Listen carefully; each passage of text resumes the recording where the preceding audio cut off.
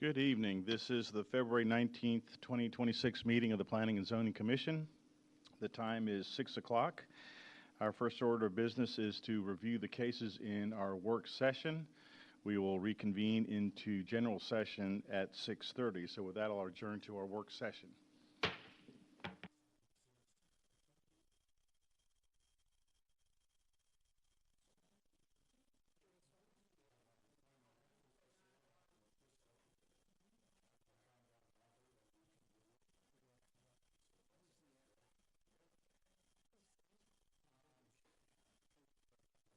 Johnny, you got the one you got to do.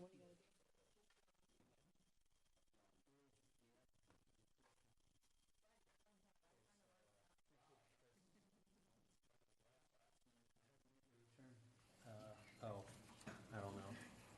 Hey, John. Okay, Johnny, you got to see Cammy real quick.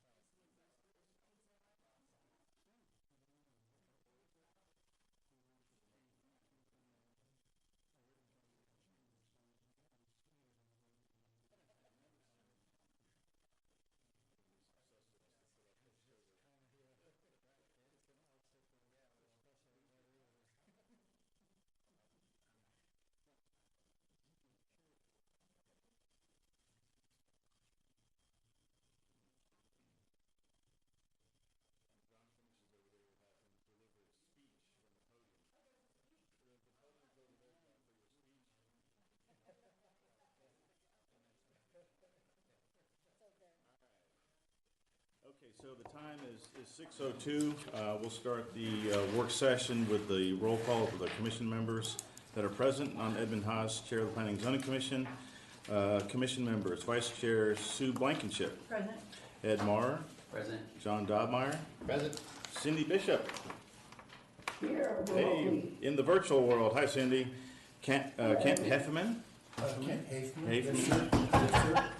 So glad to meet you. Hafman and Samit Patel. Here. Welcome aboard. Okay, Mary, would you introduce staff and So, review the cases? myself, Mary Cron Boswell, planner.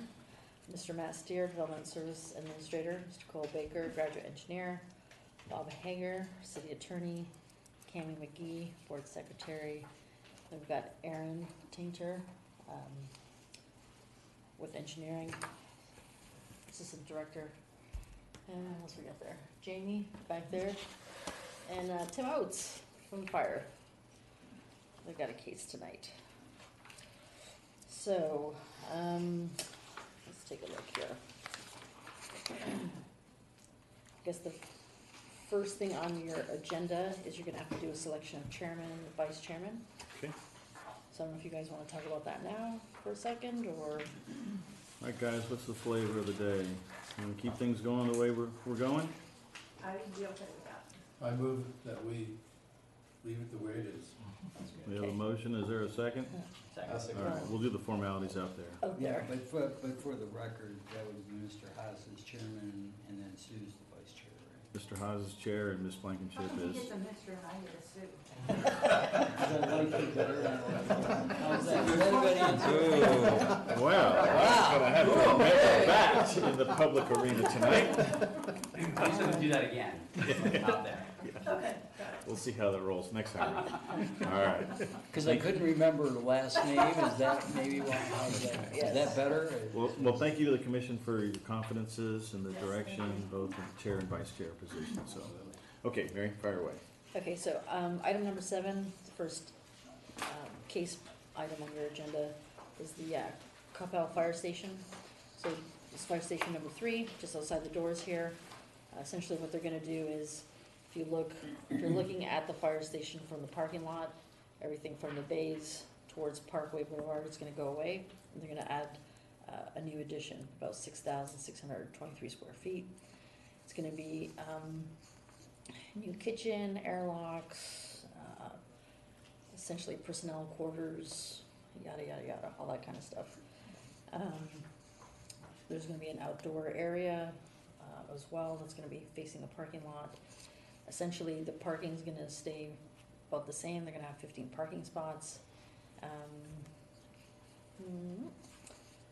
What else? Yeah, Any Signage. variances to city code? nope, this is a straight site plan, so once it gets approved here, they're gonna be good to go. It's not gonna go to council or anything else. Any questions, Mary, on that one? Sir, Mr. Hafen?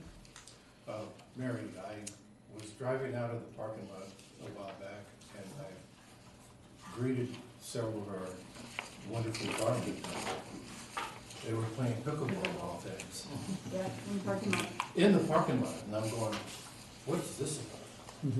We should be able to stripe, you know, a pickleball court for these guys and make it look, I think it was drawn out in chalk, if I remember correctly. And I wondered if that's on the plan. Not that I'm aware of. I was actually gonna say the same thing, I saw that too. I was like, they should have a pickleball court. Why not? So is that a request that goes to Parks, the Parks Department about considering some paint? Can we do that? An observation that can maybe in-house get floated up. Well, Yeah. you don't want to, if they want to do that, that's fine, we can take care of that administratively, but I don't want it dedicated for that, because they go out there and they do other things out there besides play pickleball.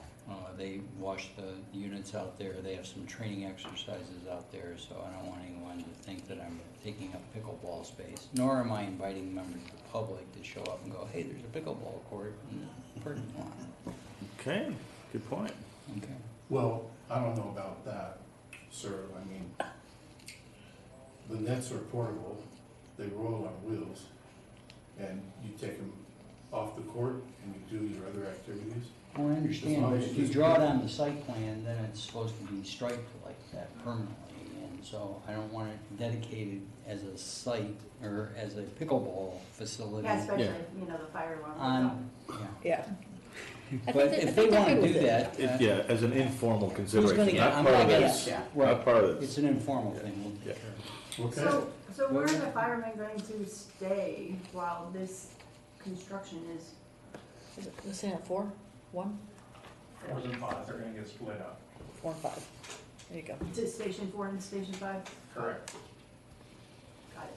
And so I designed a fire station or two. So is this fire station, does it design the triplicates, like there's 3 refrigerators and 3 beddings and 3 For each shift. for each Yes. shift? With the exception of the pantries. There's 1 pantry, 3 refrigerators, individual bedrooms, individual restrooms for the most part. They'll have to share it. They're not galley style like we currently have. Got it. And are the restrooms ADA accessible or just one? They're ADA, Just one. yeah. Just one. Okay. Okay. Any more questions? We'll go on to item 8. Well, we thank them for their service. Thank you. So, item 8 is 416 K Street. So this is actually an STR, but the removal of an STR. So this was actually the first STR that went through our new process. And the owner of that property is no longer wanting to do short-term rentals. So because it's zoning, we're going through the process again to remove the STR. So she applied, we're taking it through. She will not be here tonight, just so you know. Pretty straightforward. On renewals, is it an annual thing to renew, or once approved, always approved? The zoning is there, but you have to still do an application form annually. So she, after the year, she didn't want to do it anyway, she could have just not did anything, it would have gone away anyway. Yeah, but part of the condition on the original one is that if you sold it or something else, that you, Yeah. to tell us, and because it stays with the property, we want to bring it back to residential Yeah. zoning. But removal of an SUP requires, that can't be done administratively. Because it's a zoning ordinance change, so only you and council can change the zoning ordinance. And then the next item is Mr. Okay, Steers. next I have item. a Okay. council question for this. So I'm in the notification period and I know this person. Do I need to abstain from this? Yes. Okay. Not because you know her, but because if you're on, within 200 feet in the notice area, then you have a conflict. Yeah, because it's gonna look funny, you running back and forth between the podium and the. So he'll That's a need good to fill, question, though. I he'll need didn't to know fill some that. formal Yeah. work and then leave the, Don't need to fill it. okay. Okay. And then he'll leave when you call that item, he'll leave and then I'll set you back for it. You can come back here. Good. That's a good catch. So I just need to say abstain at the vote. No, you get up and leave. I want to get up and leave, okay? Yeah. You just come back Just here. come back here. You just come back here and then I'll come back and get you when the item's complete. Okay. Leave you alone with pizza. Okay, next item is the Natera zoning change. This is similar to the conceptual plan that was approved in December, and really very slight changes, and I'll go through those out in the room, big room. Any questions on that one? Item number 10 is Lost Creek Live Work zoning change. That was Chris Collins' deal. We met with him and the city attorney and drafted a definition of home-based business as it relates to his PD, as instructed by you guys. So I'll go through the case for you, just the entire case, but then I'll go through what's transpired since then out in the big room. Any questions on that one? Are I do- you and our city attorney, happy with it? Yeah, I mean, I think we did the best we could without doing too much violence to the ordinance. Because we chose home-based business because that's different than home occupation. And the whole idea was to create the atmosphere that there was retail business or retail uses and required some signage and things like that Matt and I kind of put in there. So I think it's the best we can do. Okay. Yes, so just for clarification, they are not proposing signage. We at this thought time. that would. Yeah, we thought that would have been a good thing, but You know, They have are a not sign up that proposing, says, yeah. even if it was like me and I was practicing out of there, even though I didn't go see clients and I go see my clients, I'd put a banner up or a sign up that would say, have my name and attorney, Awesome. by appointment, or when I would invite people to come and see me, because you wanted to create some of that synergy with Old Town. yeah, it's some of the, Those are things that you all talked about too. yeah, we got a letter back in opposition, and some of the concerns were really valid.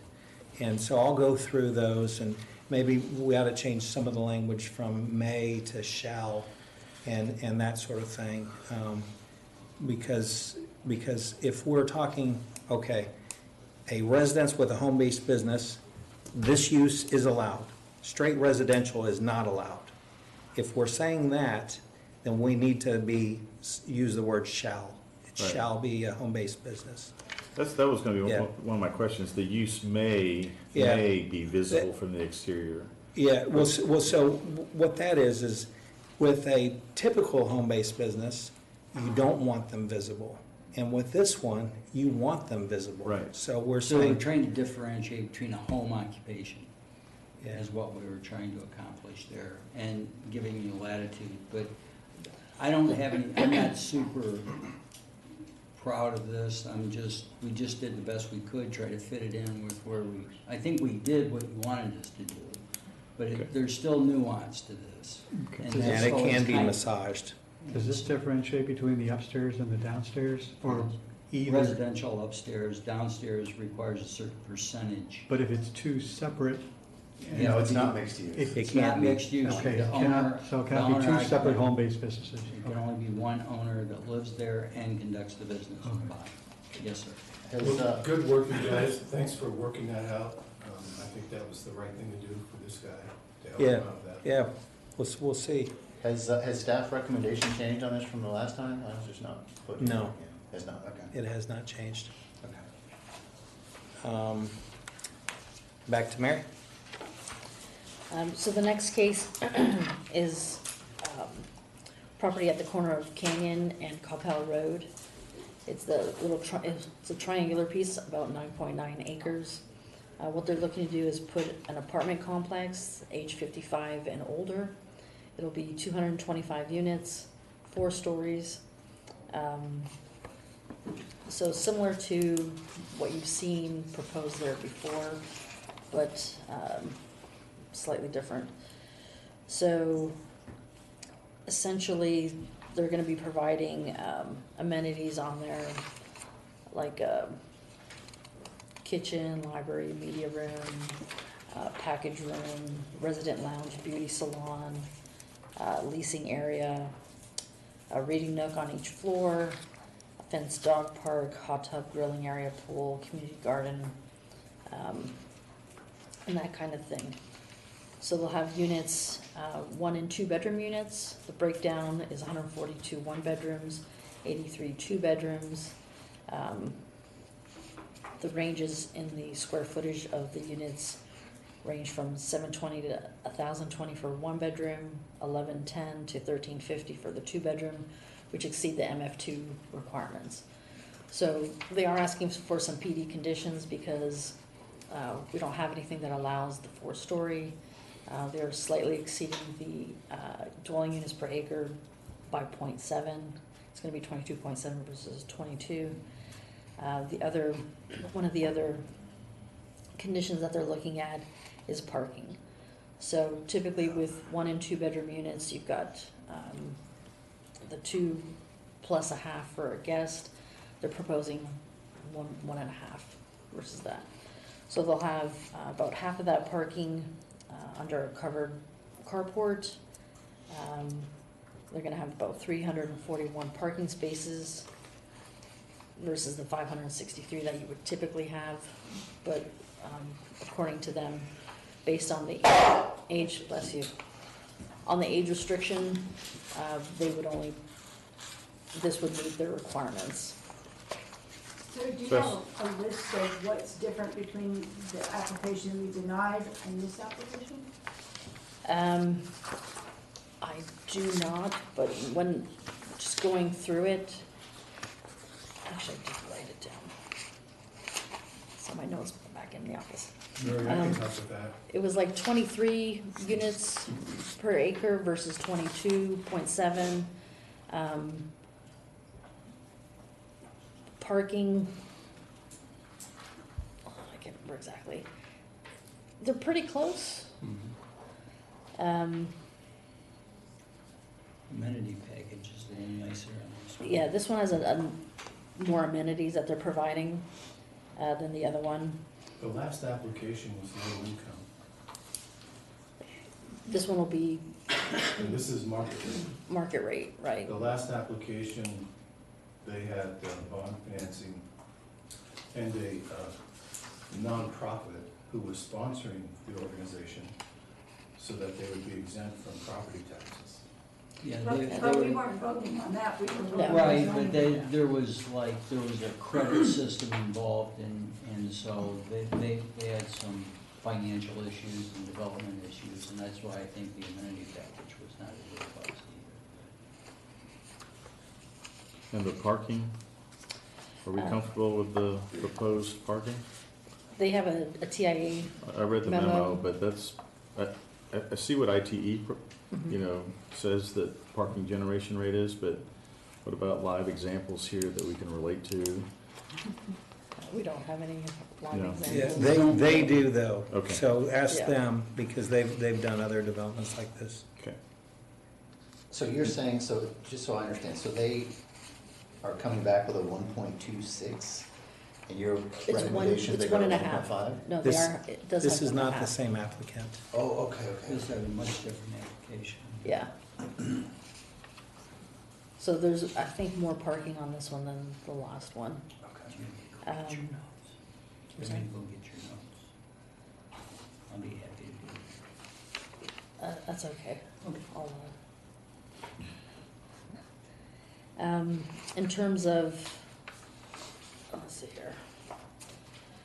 In terms of, they're gonna propose that, based on what it's currently zoned and what could be allowed there, this is kind of generating the least amount of traffic versus office or retail type of uses. Because with the retail, you could have, or the office, you could have much more parking, or sorry, traffic. What do we got here? I need my glasses. Leave the office. I'm teasing. I got my cheaters. So there's an exhibit A you'll see, it's big on the screen. You'll see that the other uses provide a lot more traffic than what this one would do. Then there's, Question on the 55 plus, is that in Yeah. perpetuity? Is there anything in the HOA that says this shall be 55 plus forever? There's no deed restriction, but it would be required in the zoning and can be required under the FHA that Okay.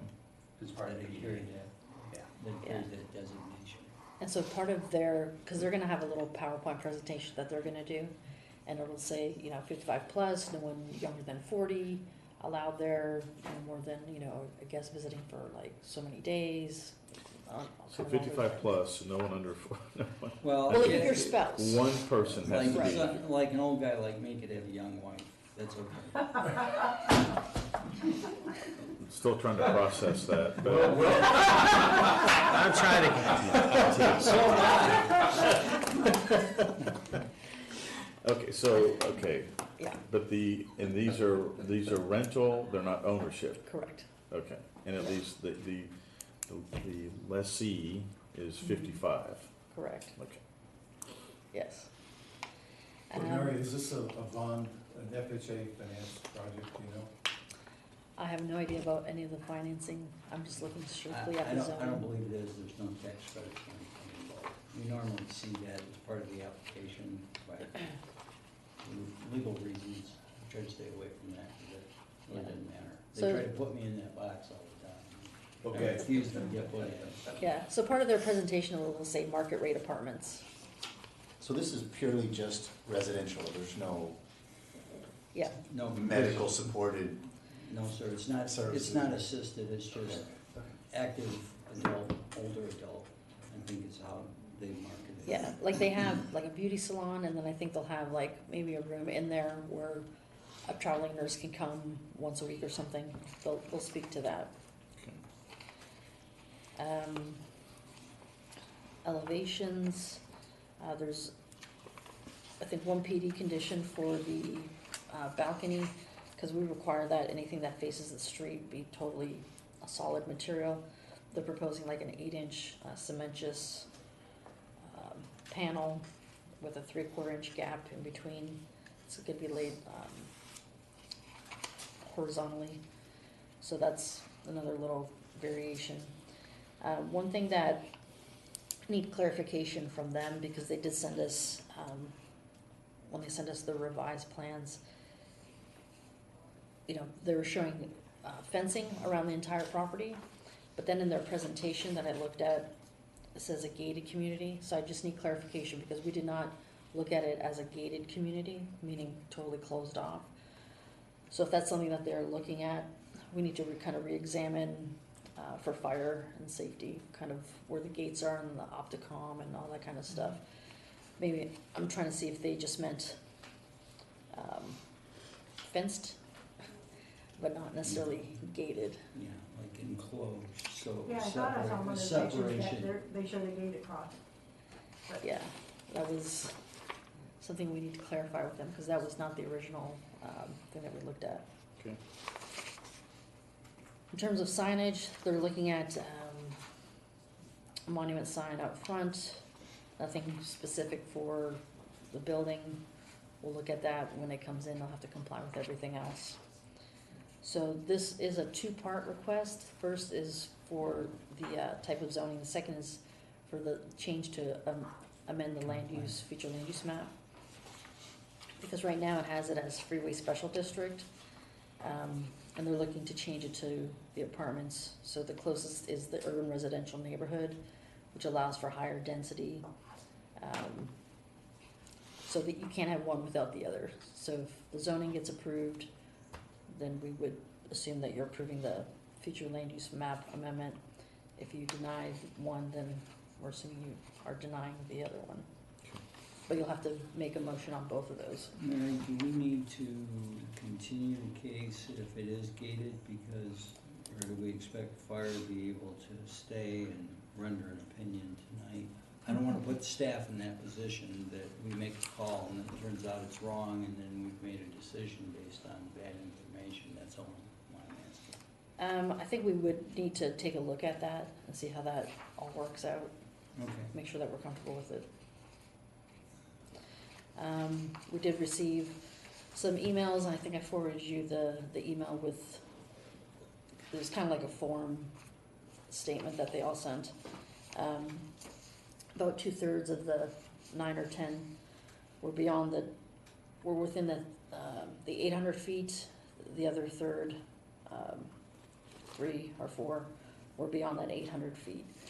So there's, essentially they were talking about, I think they were kind of mixing up some of this with the other project that was here about a couple years ago. Traffic turmoil, pollution, parking. I see on here a secondary trash fenced location, but I don't see a primary. So they're gonna have compactors, locations inside the building, Okay. and they're gonna have, where, once it gets filled up, they'll bring it out to the actual trash, The secondary. to the secondary one, yeah. So the For our first one's purposes, inside. It's primary, Okay. on the outside. It's secondary for them because the primary is internal into the building. Yeah, I noticed they put that on the residential side. Do they have trash chutes in the building, do you know? Three, what's that? I think I saw Yeah, three. it looks like they have a big place where they're gonna put a dumpster, they have a big. Yeah, cause they'll have trash compactors, we can just dump it in there. Let's see here. 25 so- by 16. Some of these things on here I don't think are accurate to this project. But anyway, so staff is recommending approval on this one, subject to the conditions. If you want, I can go through them, but essentially, it's the ones that we were talking about. And so if there is a issue with the fencing or the gate, it'd be subject to staff approval for emergency access, if we need to add that. Right, Fire 'cause- review, Sorry? or fire review. Yeah, we definitely have to go over it with fire. I brought it up with them today, cause I was like, I don't remember seeing that. And, we'll have to look, because there's certain things we need to look at in terms of coming off the street. We don't want you hanging out into Turn the middle radius. of the road, and where the gates are, and Opticom systems, et cetera. Mary, are these developers related to the prior application developed, or is there any indication of that? Not that I'm aware of. And you'll see during their presentation, other developments that they've done or are doing. I think a lot of their stuff is like in Austin. They do a range of apartments and assisted living type of facilities. Is any other questions? Okay, we got The other Matt. thing that I was kind of curious about with this project is the unit mix. Having such a huge amount of one bedrooms versus twos. And I wondered about the marketability of that. I don't know, what the study says regarding the market depth or any of that nature, but that's a lot of one bedrooms. Yeah, definitely ask the applicant all those detailed Yeah, if you questions. don't If they go like- the other way, they're gonna crash into parking more, worse. Well, they would definitely have fewer units if they had two bedrooms, right? Yeah. I wondered about that part, as far as it's, Right, I mean, it's a density issue for you. The more single bedrooms you have, the denser really the development, so that's a fair question for you to ask. All right. Chairman, I'd remind the commissioners if they have legal questions during any of the agenda items. Executive we'll session. Come back and Next case was the True Hotel. That's on, that's I guess, south and west of the QT off of Freeport Northwestern. Essentially, it was approved for an office, and now they're modifying that plan to show a hotel. They have kept the linear park concept that was originally approved as part of the PD. They've kind of narrowed it a bit to get some more parking in there. They're asking for two exceptions. One is the room count. They're proposing 100 rooms instead of the 125 that are typically required.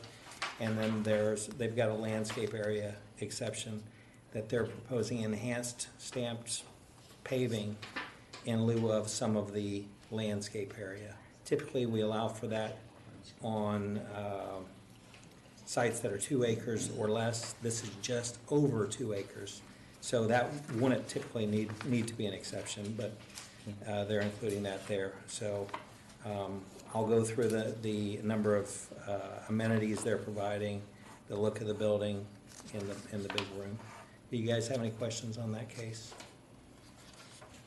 Okay, the next one, What was the other hotel flag? The one next door? that's 4 Points by Sheraton. Sheraton. Yeah, and it's the same owner right now. They plan on building this one first. There are 4 shared parking spaces with that hotel. So we'll need to get that plan administratively approved and make sure that they have Okay. sufficient parking for that one. Next case was the batch plant. That's off of East Beltline Road, north of the DART tracks. And, we just don't feel like it's an appropriate use for that portion of Coppell. We have very little land, and so we're recommending denial. It would require a future land use plan amendment as well. What changed since our last meeting? Well, it's more temporary.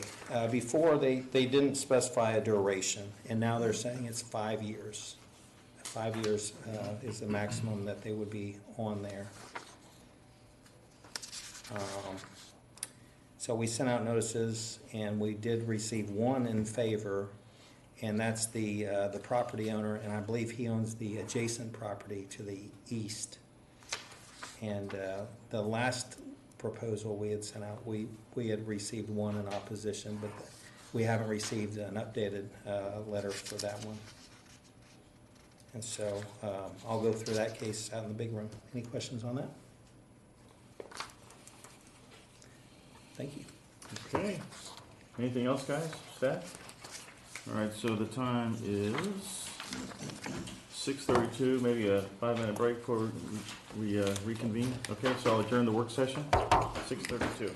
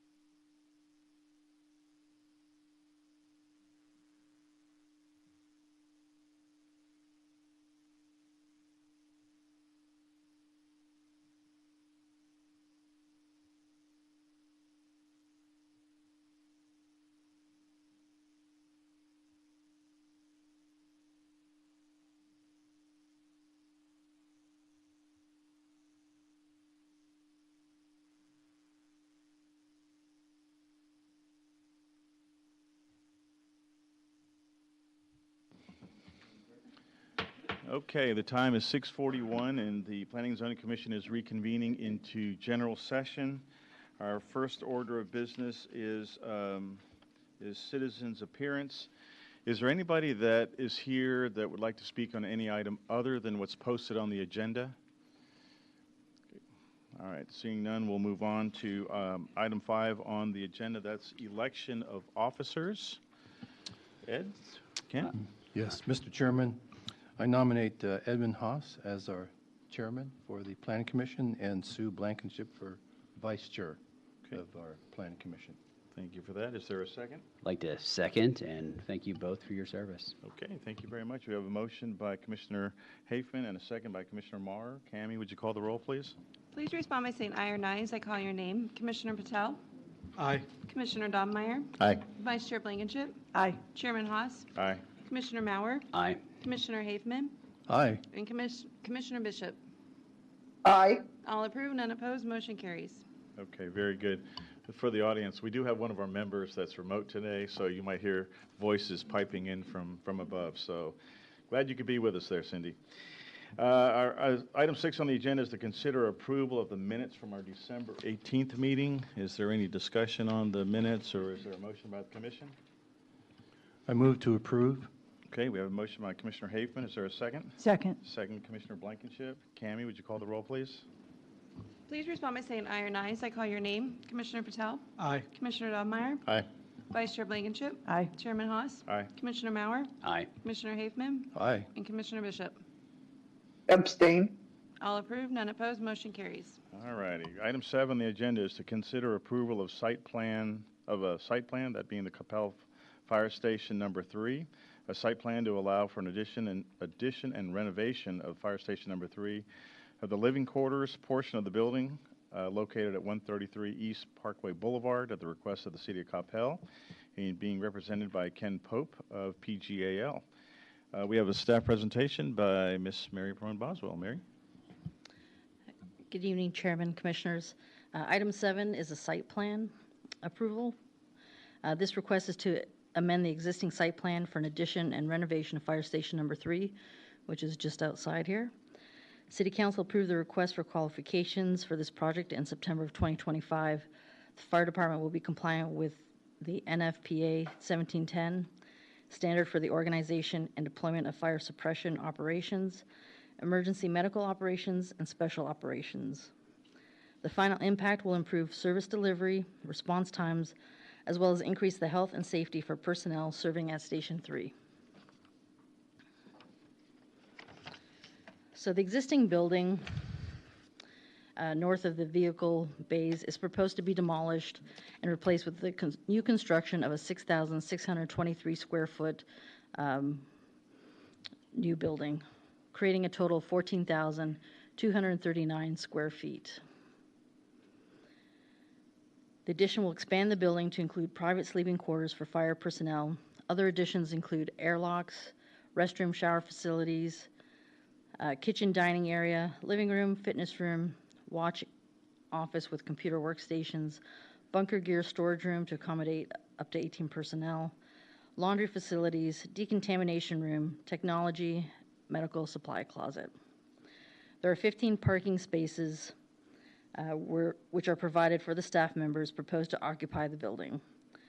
The fire apparatus will utilize the existing driveway on Veterans Way and Parkway Boulevard.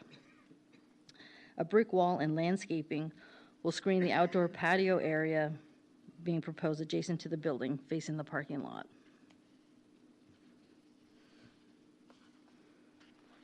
So the site sits at the corner of Parkway Boulevard and Veterans Way. The proposed building addition extends towards Parkway Boulevard, but still allows for the minimum 15-foot plus landscape buffer, which exceeds requirements. The building addition along Veterans Way will also allow for a minimum 37-foot plus landscape buffer. We've got 3 redbuds proposed along Veterans Way, along with 2 cedar elms, a red oak along Parkway Boulevard, in addition to 2 existing trees. 3 additional redbuds proposed along the entryway to the front door of the station. Additional plantings and ground cover line the entryway. The landscaping to the south surrounding the existing building will remain as is. So in the next couple of images, you're going to see essentially kind of like an aerial top view with the addition in the color and the existing in gray, how it's going to remain. And this next view shows basically the same image, but then you can see the inside of the building. So you can see the sleeping quarters, the fitness area, the kitchen, etc.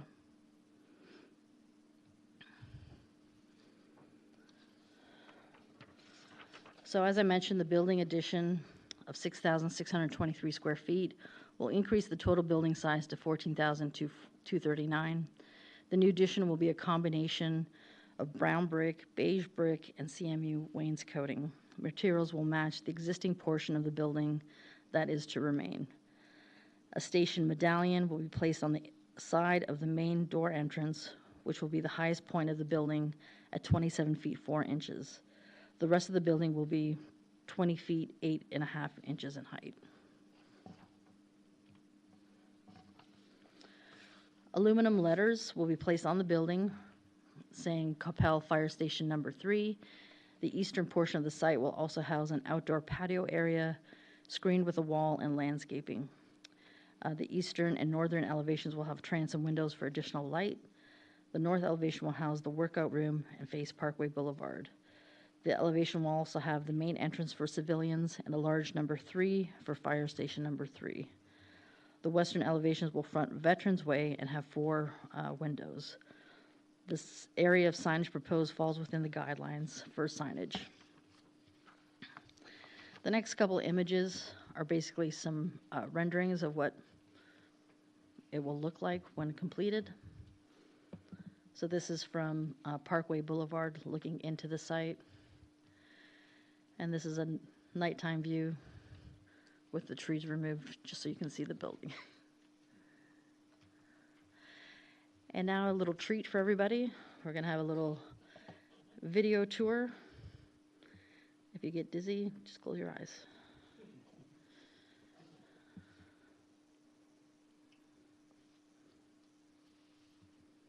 So here's the main entrance going into the main foyer.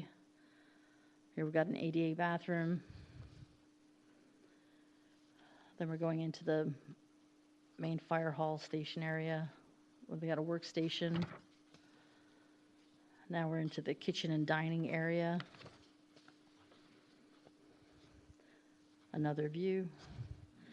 This is kind of their living quarters, living room.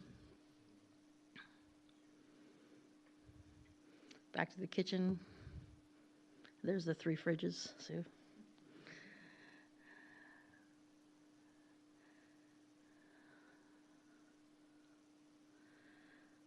Now we're going to go back to the living quarter area. So we've got the laundry room.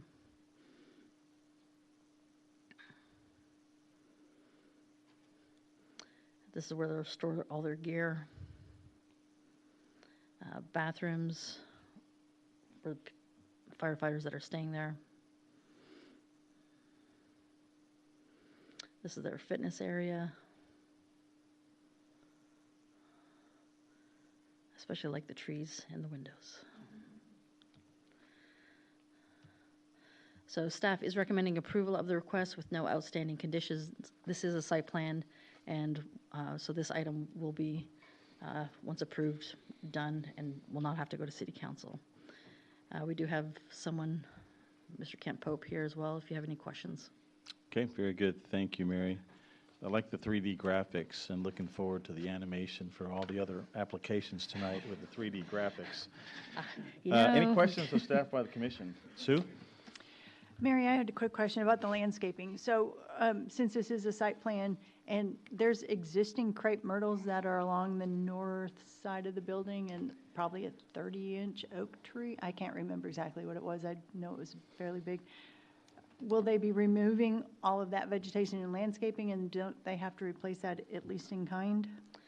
So they are taking out the crepe myrtles and some trees because the building is extending further than where it currently lies, and they are planting more trees than what is currently out there.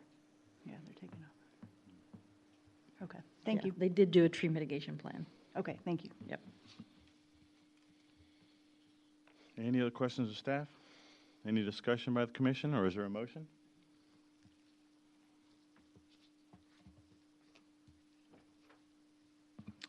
Yes, Mr. Chairman, I move to approve the site plan Coppell Fire Station 3 to allow addition and renovation for Fire Station 3, subject to, well, there are no outstanding conditions. Subject to 3D graphics by everybody else. There you go. All right, we have a motion by Commissioner Moore. Is there a second? Second. Second by Commissioner Hafman. Cammie, would you call the roll, please? Please respond by saying aye or nay as I call your name. Commissioner Patel? Aye. Commissioner Donmeyer? Aye. Vice Chair Blankenship? Aye. Chairman Haas? Aye. Commissioner Mauer?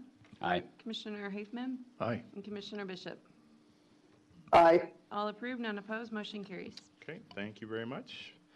Item 8 on the agenda is a public hearing to consider approval of PD-210 R2R-SF-9, that being 416 K Street, a short-term rental. A zoning change request from Plan Development Number 210, Revision Number 2, Single Family, to Plan Development 210, Revision 2, Revised, Single Family 9, to remove the short-term rental on .22 acres of property located at 416 K Street. At the request of Lorna Bell, the property owner, we have a staff presentation by Ms. Mary Perone Boswell. Mary? Chairman Haas, I need to abstain from the discussion and vote of this topic. Yes, very good. Thank you for that. There's some paperwork to sign, so staff will get that for you.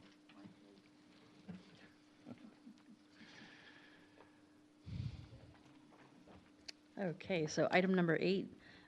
This item is regarding a short-term rental that was approved back in 2023. This was actually the first one to go through our new process. So the applicant no longer wishes to rent out the one-bedroom and is asking that the zoning be changed, allowing the STR to be removed from the property. Because it is a PD, a zoning change request, we did send out notices within 200 and 800 feet and received no responses. So staff is recommending approval of this request with the property being subject to the original PD conditions for the subdivision. Okay. That's the end of my presentation. Very good. Thank you, Mary. So because it's a new formal process to apply for, this is kind of the closure of a formal process for removing that designation. Exactly. It's zoning, so it stays with the property, and to remove it, we have to go back through that process again. Okay. So the applicant's not here tonight? No, sir. Okay. Is there anybody for the public that would like to speak for or against the proposed application? Seeing none, I'll close the public hearing. Any final discussion by the commission? Is there a motion by the commission? Mr. Chairman, I move to approve a zoning change request from PD 210 R2-SF9, Plan Development 210, Revision 2, Single Family 9, to PD 210 R2R-SF9, Plan Development 210, Revision 2, Revised, Single Family 9, to remove a short-term rental on .22 acres of property located at 416 K Street at the request of Lorna Bell. Okay. We have a motion by Commissioner Hafman. Is there a second? Second. Second, Commissioner Blankenship. Cammie, would you call the roll, please? Please respond by saying aye or nay as I call your name. Commissioner Patel? Aye. Vice Chair Blankenship? Aye. Commissioner Haas? Aye. Commissioner Mauer? Aye. Commissioner Hafman? Aye. Commissioner Bishop? Aye. All approved, none opposed, motion carries. Okay, thank you very much. Mr. Dobmeyer, you may return to the room.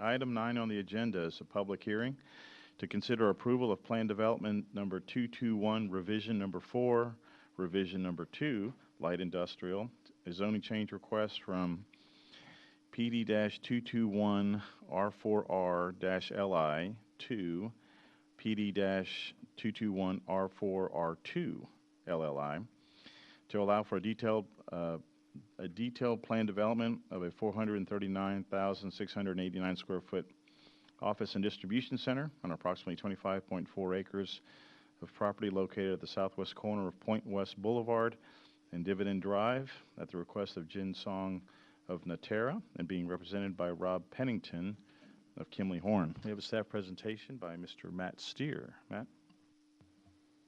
Mr. Chairman, Commissioners, good evening. This is your second public hearing this evening. It's item number 9. In December 2025, Council approved a request for a future land use map amendment to the 2030 Comprehensive Master Plan from Freeway Special District to Industrial Special District, and a conceptual zoning change from Highway Commercial to Plan Development 221 Revision for Revised Light Industrial. Currently, Natera is proposing a detail PD for a facility to house their world headquarters. And so here's the conceptual plan that was approved, and here's their detail PD. So this is on 25.4 acres. The building area is proposed to be 439,689 square feet. Southwest elevation of the building faces IH 635. The enhanced two-story office area is on the south corner of the building. The truck area faces Point West Boulevard, therefore screening is required. They're proposing a 14-foot concrete screen wall on both sides of the dock area, right here and right here. And then they've got a berm right here. That'll screen the trucks from Point West. The highest point of the building is 55 feet, and it's located on the southeast corner of the building, where the office component is 2 stories. The office is 45,826 square feet, and the warehouse area is 397,395 square feet. Parking required for an office is 1 parking space per 300 square feet. For a warehouse is 1 parking space per 2,000 square feet. So 352 total parking spaces are required, and they're meeting that requirement by proposing 368. There are no trees currently on site. They're proposing 240 overstory trees and sufficient landscape area to meet the requirements of the landscape section of the zoning ordinance. There are also 2 retention ponds proposed, and each will have a fountain. On the building elevations and rendering, the building is proposed to be 55 feet in height and will be site cast concrete wall panels with tinted gray glass storefront and limestone accent panels. The only differences from this proposal to the conceptual plan are, if you look really close, you're going to see the deletion of a canopy that extended on the top window of the front southeast elevation. See that? There's the top canopy, and it goes away. I might be able to see if we had 3D Right, yeah. graphics, but Well, we'll get you that next time. And here's some other neat graphics here. The extension of the windows on the top of the structure, on that south elevation, you see how they extend up towards the top? And then on the rendering, you can see those rendered to the top. And the bottom is the north elevation, and no changes to that. So here's the southeast elevation and the material board. You can see that change again. We sent out 6 notices to surrounding property owners within 200 feet, 2 within 800 feet, and received no responses either in favor or opposition. We're recommending approval of PD 221R4R2LI detail plan, subject to additional comments being generated at the time of building permit and detailed engineering review. And that concludes my presentation. The applicant is in the audience if you have any questions for him. okay. Is the applicant here to present the case?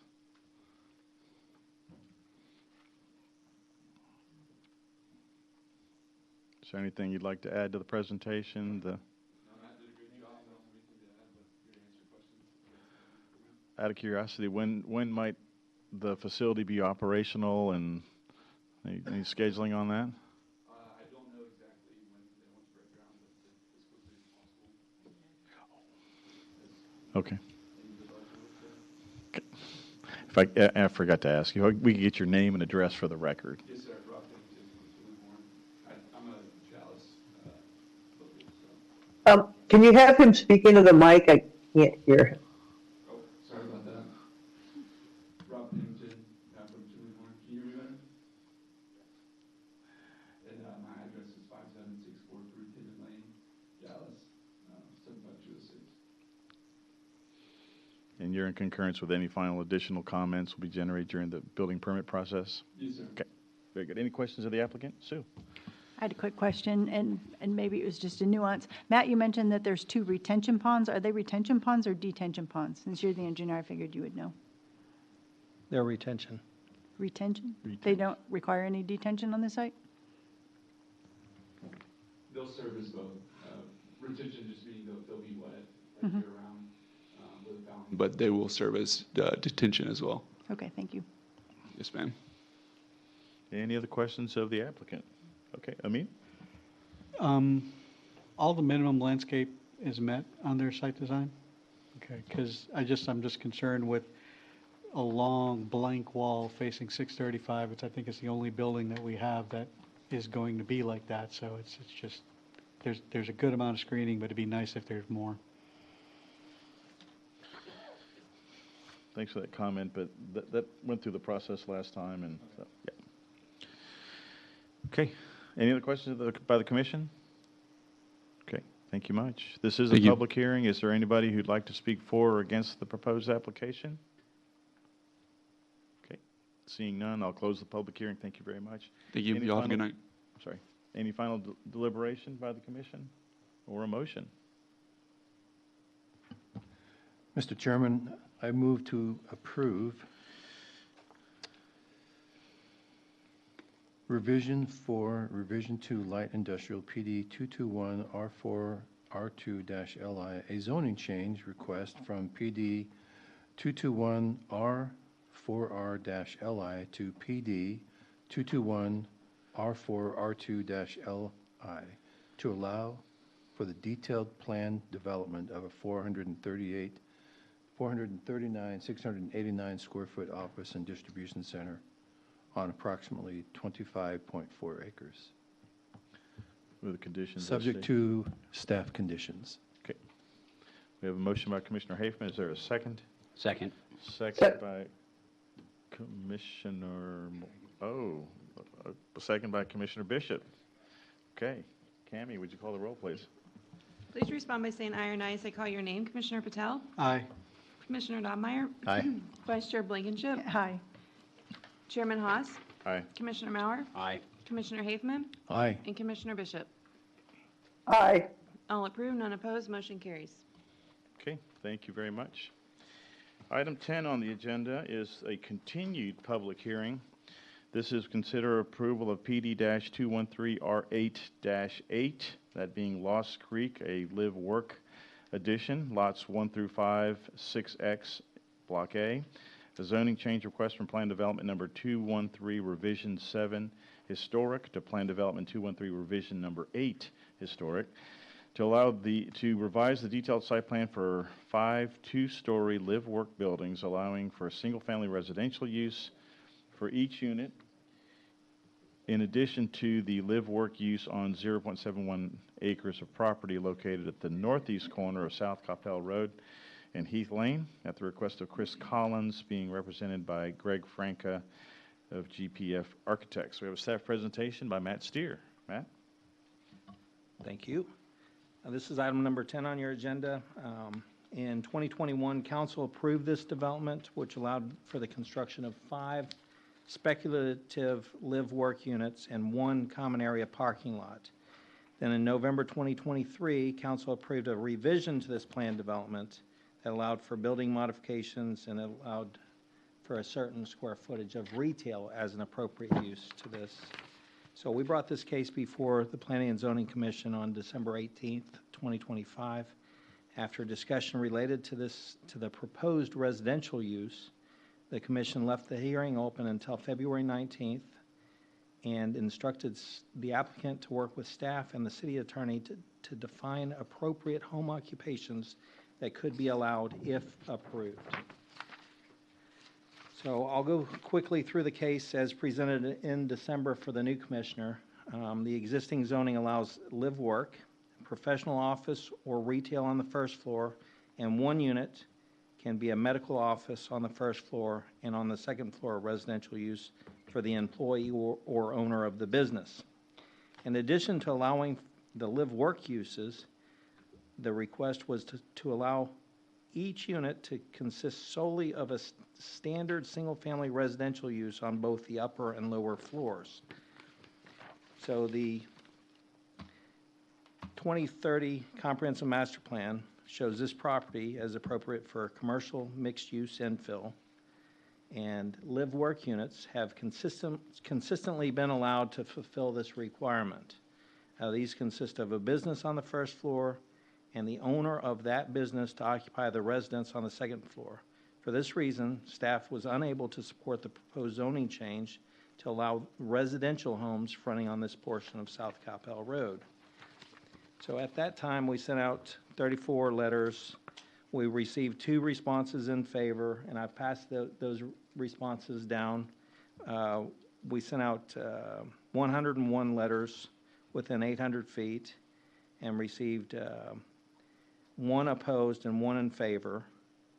And the 1 in favor said this would help move the project along, right? Rather than seeing undeveloped tract with 1 developed house out there or 1 development live-work unit out there.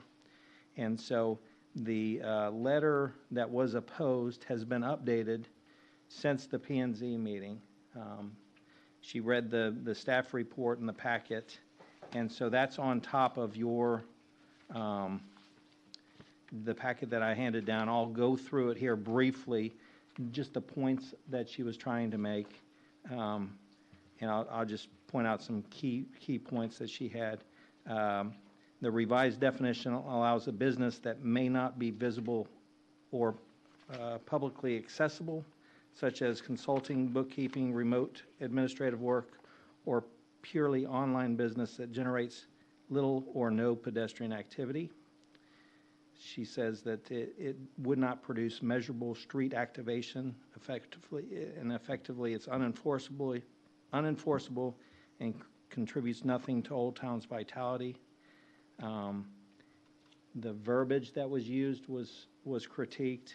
She says the word may, not must. It creates permission rather than obligation. And so I'll let you guys go through that letter.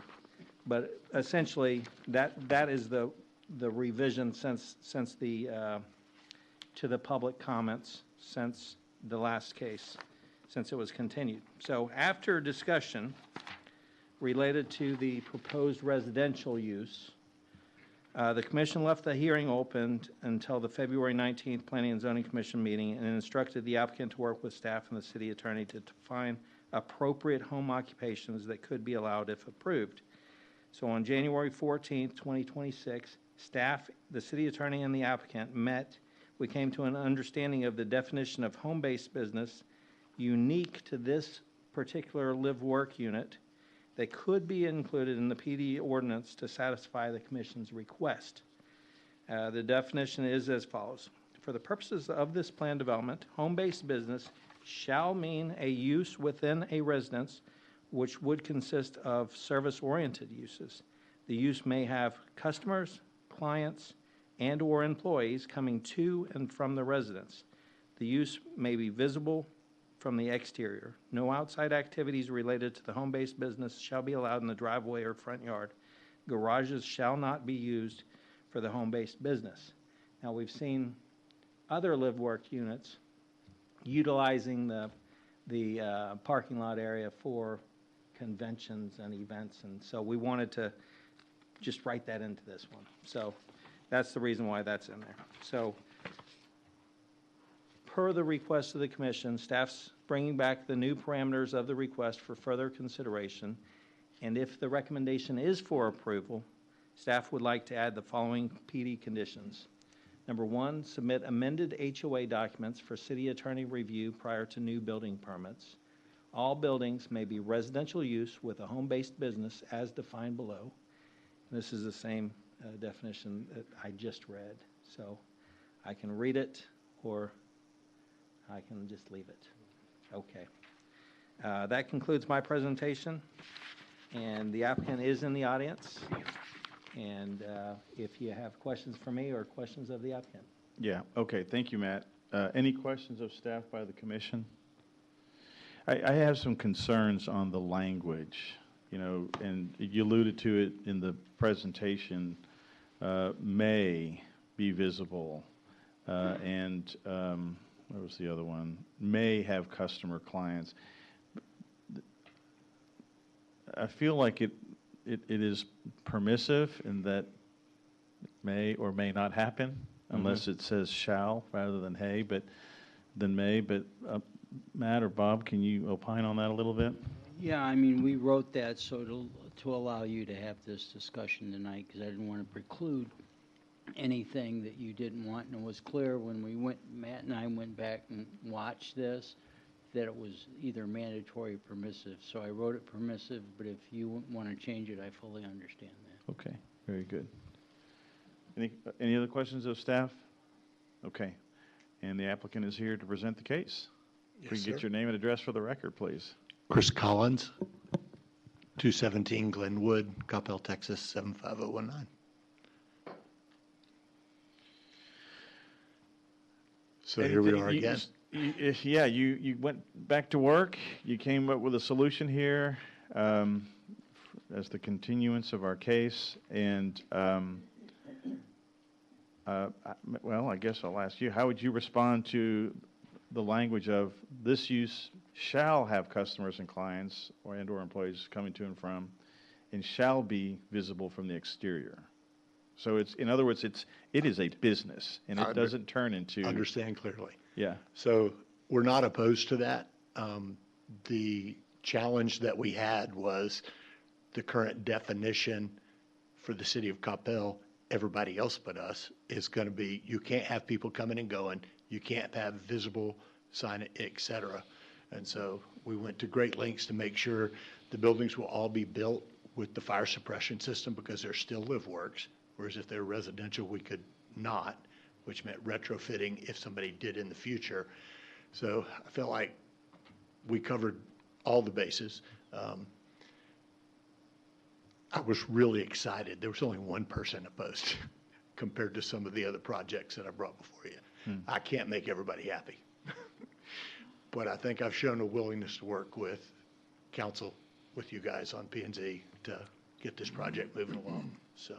Okay. Any questions of the applicant from the commission? I just have a clarifying question. The second to last sentence here says the use may be visible from the exterior, versus, I guess you're proposing the word shall, Yeah. Mr. Chairman? Is that correct? Sorry? Are you proposing the word shall? Yes, please. That's my initial thought, yeah. So, I mean, is that workable? Is all of these So now we're going to start businesses, getting are they down. visible from the street, or? Well, we've all seen what the rendering is. If you've driven through, you've seen the building that's already there. They're visible from the street. Yeah. I don't understand truly why somebody would be opposed to the way this is written, whether it's permissible or a shall, is irrelevant, in my opinion, because how are you going to see that there's a business there? There's parking in the front, which even if it was residential, they're going to be parking in the back. The residence has a total of 5 or 4 parking places on their private property, 2 covered, 2 are in the back behind the garage, and then they have the 5th parking place that is next to the unit, but that is actually public access for anybody that's using the units. So I don't know how I don't know how to make it more visible. Yeah. Than the way they built. They're glass fronts. Mr. Chairman, one of the things that was discussed and talked about last time was creating the visual impression to help with Old Town that it looked like a business. So that's why, but we didn't say what that meant. So actually things like signage, the presentation on the front of the Are you open, appointments only, those kind of things? Make it give some kind of commercial feel to that bottom floor. And you talked about that, but I didn't feel I had license just to write that in. But that is something that you all did discuss and Mr. Collins discussed when we were. And as we here look the at last Old time. Town and what's going on today down there, you have restaurants that are closing at 3 o'clock in the afternoon that are at the major intersection coming in, the local diner. They look closed at 4 o'clock in the afternoon. They look closed at 9 o'clock when people leave the art center. I don't understand that axe being ground about the appearance. The businesses that we're talking to, we have signage provision in the original PD for what kind of signs meet the Old Town criteria. It's already there. We keep making it more restrictive, more verbiage, more language. It's more, we're going to have to get somebody to write out what is the definition of visible from the street. At some point, you just have to say, I think we've done a great job working with the city guys, both Bob and Matt, to bring you a solution for the home-based businesses that are going to be there. So whether it's a piano teacher who's going to have parents pulling up in the front, dropping kids off, coming back, whether it's musics, whether it's art, whatever those home-based businesses might be that are prohibited are now allowed.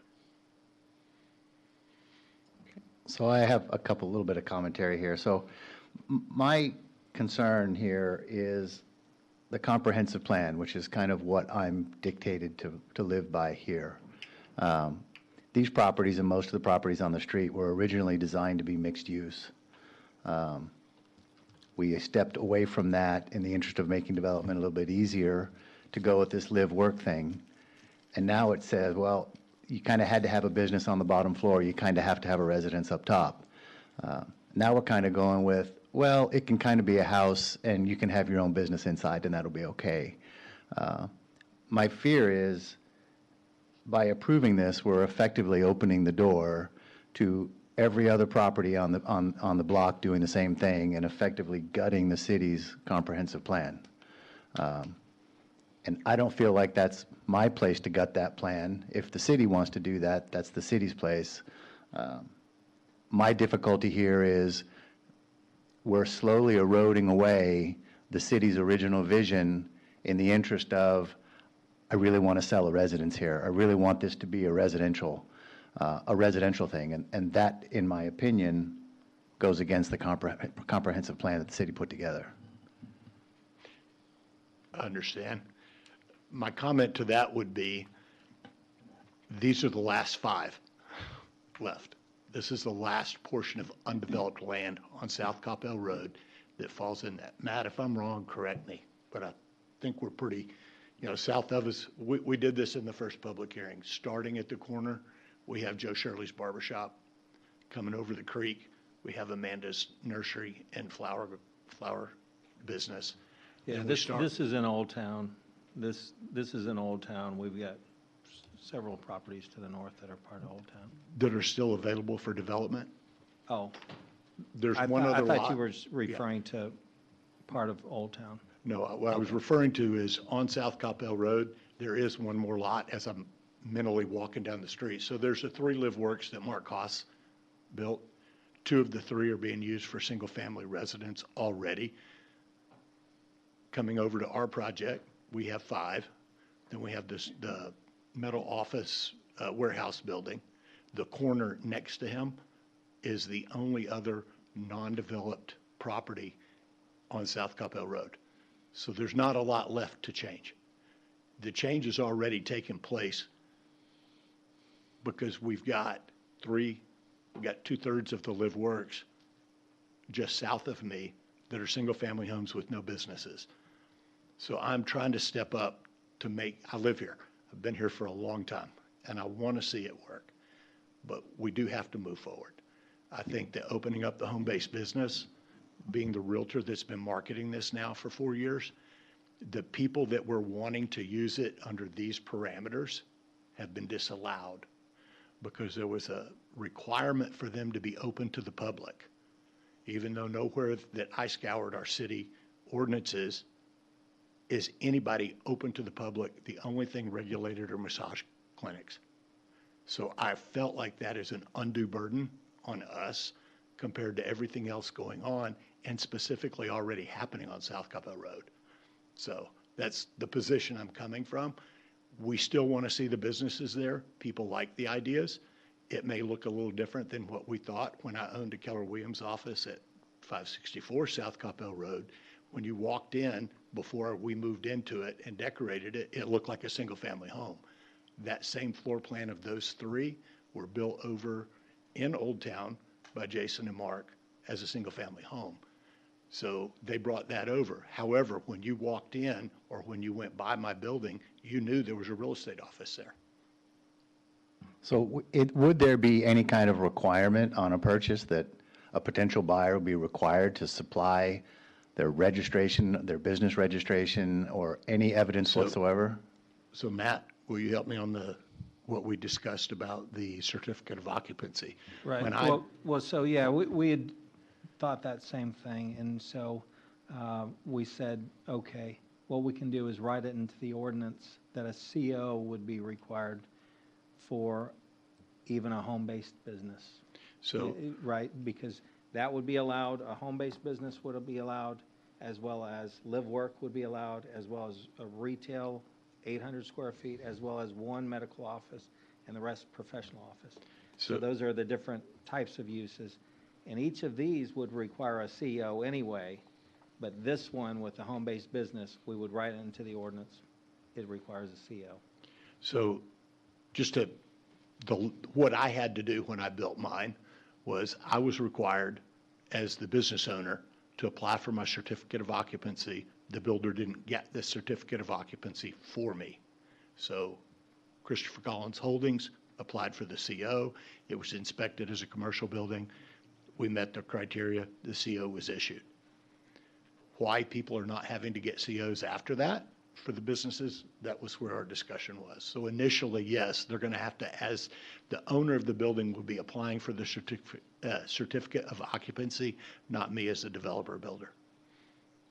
Understood. I think my only real concern here is, are we literally opening the door for every other residential live-work property to slip back under this umbrella?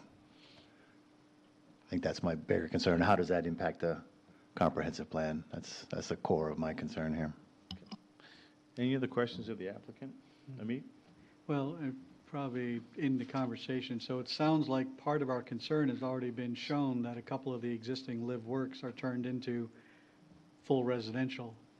They're not being used as a business or live work or anything like that. So now we're trying to figure out how we can prevent that from happening to the other units.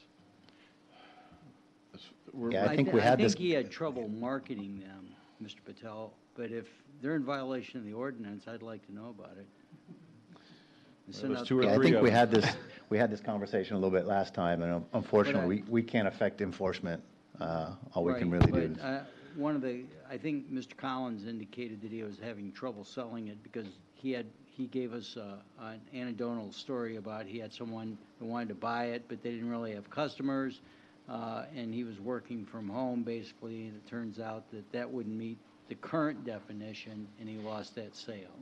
So that was part of the anecdotal, but I'm not aware that we're trying to legalize a non-conforming use. I mean, I have a home-based, I work from home, and I could actually appreciate having a unit like that where I don't have people coming and going. It's really, I could have an employee or whatever, but I don't have customers coming in and out, so I can appreciate, I've actually looked at those units to think about possibly shifting over there. So what we're trying to do with Old Town and keeping that sort of a commercial zone on that street, I like that idea. It's just, we're having trouble how to put that into proper words. But like I said, we had addressed it in the certificate of occupancy process. Any final questions of the applicant? Yes, so Mr. Collins, in terms of how it's written today, what's on the screen, are you in agreement with with how it's written today? Yes. Okay. Okay, if there's, Sue? One more, would you be in agreement if we changed the two mays to shalls? The only one that concerns me, to be honest with you, is how are we going to show? One of them, there's, The use shall be visible from the exterior? right, so they're already, I'm trying to figure out what, I think, as our city attorney kind of mentioned, maybe it's by signage saying, by appointment only. That tells you it's a business, but, by appointment only, and put a phone number on it. That says it's a business. so we did specifically address in our conversations what it would look like with the signage. So the signage that we had discussed was a sign. Is everybody familiar with where the building is? It's currently there. So we've all seen it. So you see the balcony above, the handrail below, having a hanging sign. We said, up to 10 square feet, and it had to be 1.5 inches in depth. So we've addressed that if that is a requirement to show that there's a business there. The question would be, Councilman, if you were looking at that, what would your sign say? So try to help me understand how we're going to do it. I mean, obviously, you guys, I worked with you every time we've come up, and we've put the best foot forward we can to move forward. Understand the preservation of the master plan of Old Town to have these businesses and the vibe that was originally presented when Old Town was devised and the concept came to be. I know that there's a lot of conversations about that. I've been here before with other projects in Old Town, and it's amazing that the resistance that people have both directions. So I'm interpreting that you are opposed to changing may to shall. If we changed it to shall, I would be okay with that. Okay, we may come back with any other questions. Matt? I had kind of a response. So Chris said, well, how are we going to show, what are we going to put on the signs? We can make it a requirement that the business name be on the sign, right? Business name and logo, if there's a logo. And then a requirement that the hours of operation be posted somewhere. So you didn't have people wandering in off the street, if it's by appointment only, have that on there. Thank you. Okay, thank you very much. This is a continued public hearing. Okay. Is there anybody who would like to speak for or against the proposed application? Seeing none, I'll close the public hearing. Final discussion by the commission? I have a couple thoughts. I think I brought some of this up in the last meeting. One, I think when you look at the original land use and comprehensive plan for the property, so for my fellow commissioners, this is, I think, back from 2001? 2002. 2002. So if you look at sort of how it's developed, it's already non-conforming. So if you look at what's in the commercial is residential. So this sort of loosely is what's been developed sort of loosely applies to this. And so I think taking the perspective that it's this is going to deviate the whole plan. I think the fact of the matter is the plan has deviated over time, and so requiring us to be this restrictive on this piece of property, I think, is fairly unreasonable based on how things developed. One, as a body, this is our responsibility to look at the comprehensive plan and land use and make a judgment on it, and then ultimately, I think when I share some concerns in terms of the definition that if we try to be too restrictive, then getting into the definitions, it just may be difficult to actually really understand. And, ultimately, I think having this property developed and activity there would be more helpful than the way it sits today. And so I think that there's just important considerations as we think about it.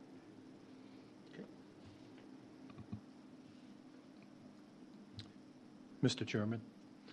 Hang on, are you going to make a motion? Or are you going to make a comment? I was going to make a comment. Okay. Good. Um, So I had a comment. I agree with my colleague here and Ed, and I mean, I'm all for honoring the intent and purposes and hard work of our staff and volunteers who work so hard on the plan. But the plan is supposed to serve our people, and it's a guideline. It's not, I don't think we should be so legalistic about it. So this second May kind of bothers me. I think it's going to be a problem for everyone going down the road. And why do we have that there? It's just not necessary. So I like the first May, the first all buildings shall be residential use with a home-based business, et cetera, but I object to the second May. I think that should remain May and not be put as shall. Thanks Mr. for that. Chairman.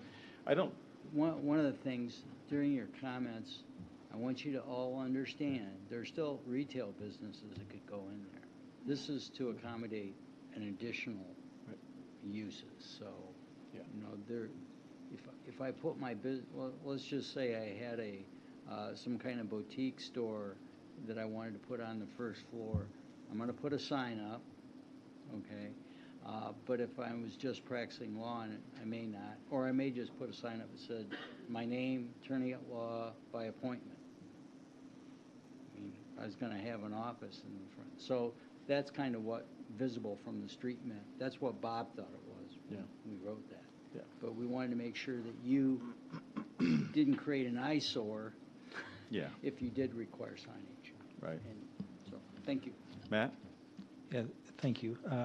So the purpose for number 2, all buildings may be residential use with a home-based business as defined below. The may was used there, as Bob had mentioned, because it could also be a retail use, could also be the medical office, could also be the professional office. So it may be a residential use with a home-based business. That was the intent of it. So if we want to say, if not retail, if not professional office, if not medical office, then it shall be a residential use with a home-based business. Then that's the intent of what we were getting at. Okay. Well, I haven't given my comments yet. So I would disagree with the applicant that you made the comment about some of the work business on the lower level, you can't tell. I've seen many others where it's supposed to be work, but it's in fact residential. And there's plenty in some of these TOD areas. And so, and I don't feel like we're being too restrictive. I feel like we're trying to honor the intent of the original downtown, the historic district plan.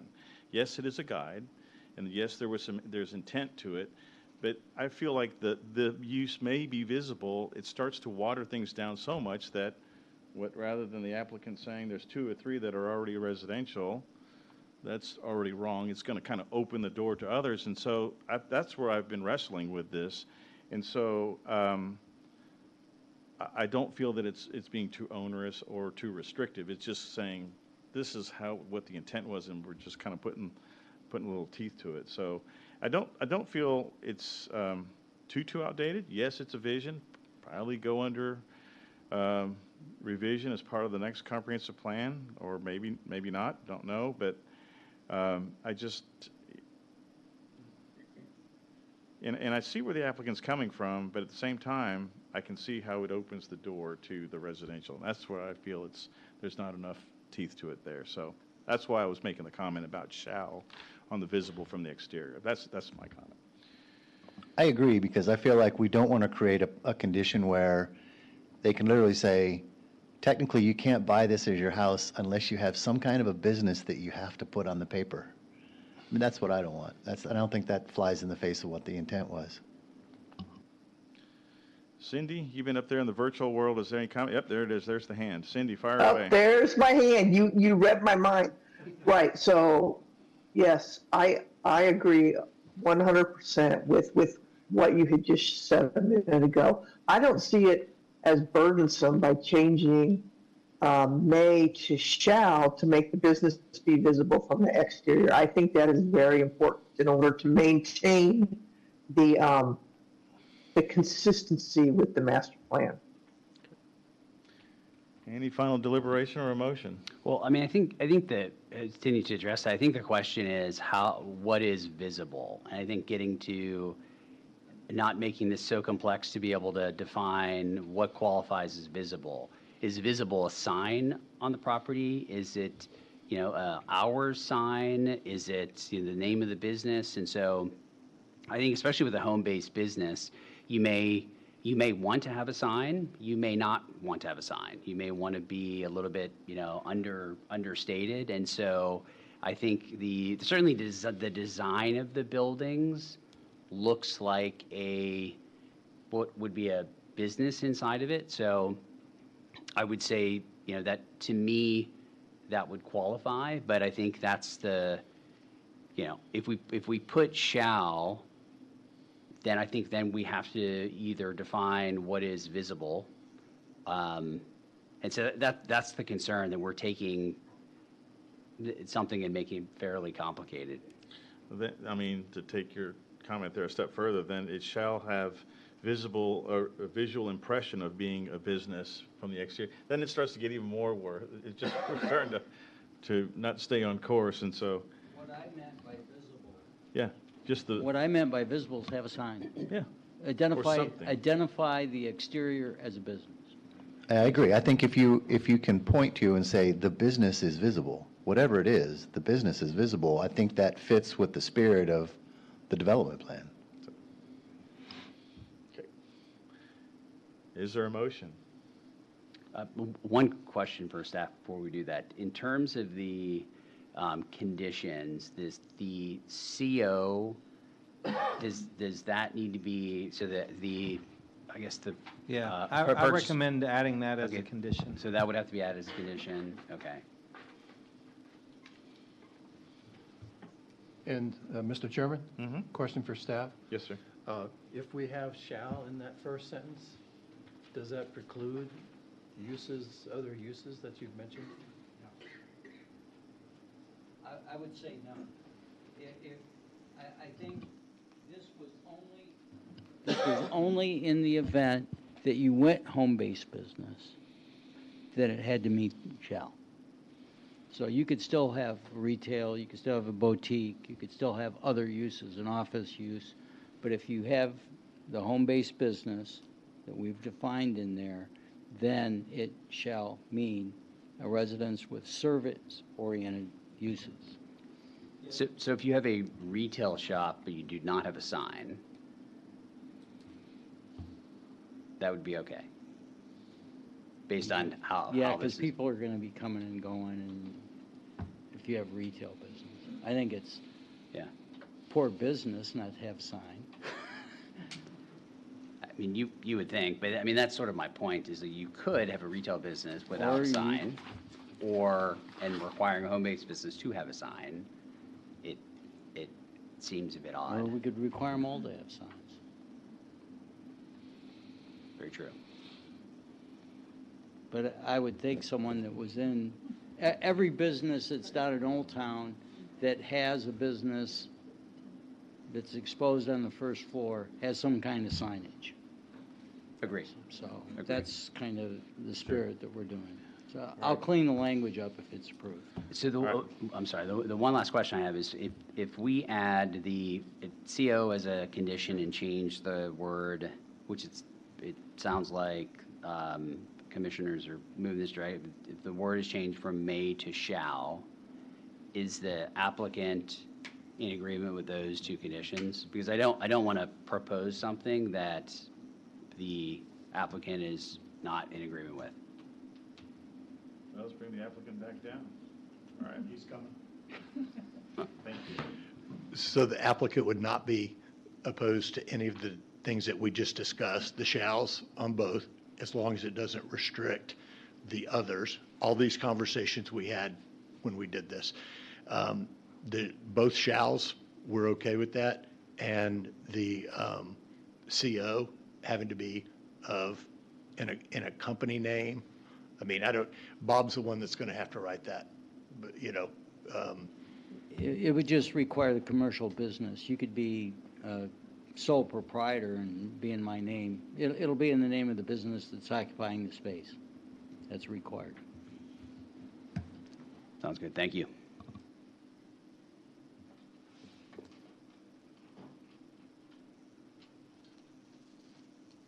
Is there a motion?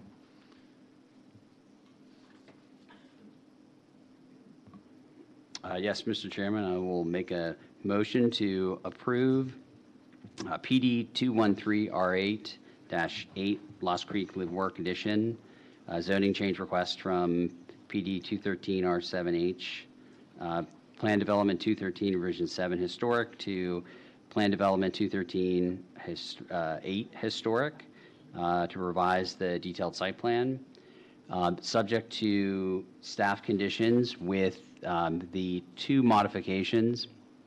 The first of which is in the second sentence, changing the word may to shall. So the start of the sentence would read, the use shall have customers / clients and or employees coming to and from the residence. I'm sorry, the third sentence, let me revise that. The third sentence, the use shall be visible from the exterior. So the first shall remains a shall, the second would remain a may, and the third would be changed to a shall. In addition to the CO being required as a condition, the applicant being the commercial business owner that would own the property. I think we got that, but we have a motion by Commissioner Marr. I Okay, second Bob, it. you got it good. I'll second Is there a it. second? Was that you, Kent? Yes, sir. We have a second by Commissioner Hafman. Okay, Cammie, would you call the roll, please? Please respond by saying aye or nay as I call your name. Commissioner Patel? Aye. Commissioner Dobmeyer? Aye. Vice Chair Blankenship? Aye. Chairman Haas? Aye.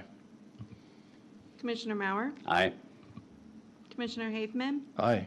Commissioner Bishop? Aye. I'm sorry, 6 in favor, 1 opposed, motion carries. Okay, thank you very much. Thank you, guys. All righty, item 11. This is a public hearing to consider approval of PD-326-HC, the residents of Coppell, Lot 2, Block 1 GTE Shared Services Center, that being a 55-plus age apartment facility.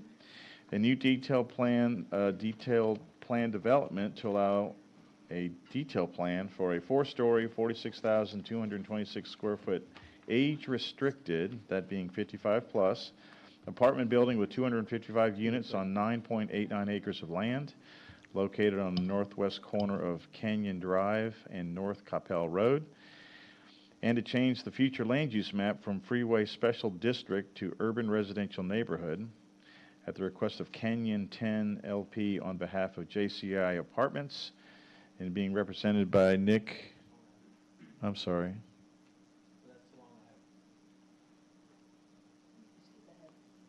Oh, we don't want to take this one now? Okay, sorry. Sorry, guys. What? That is 11. What's that?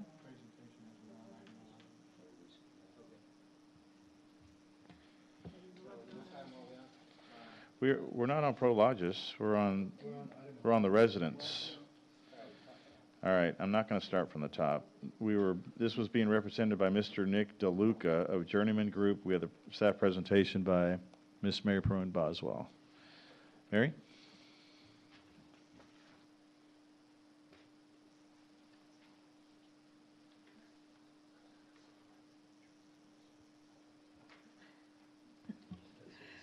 Alrighty, here we go. So this is a two-part request. Part one is a detailed plan development for a four-story, 225-unit, age-restricted, multifamily product on approximately 9.9 acres. The second part is a change to the future land use map from freeway special district to urban residential neighborhood in order to allow the multifamily request.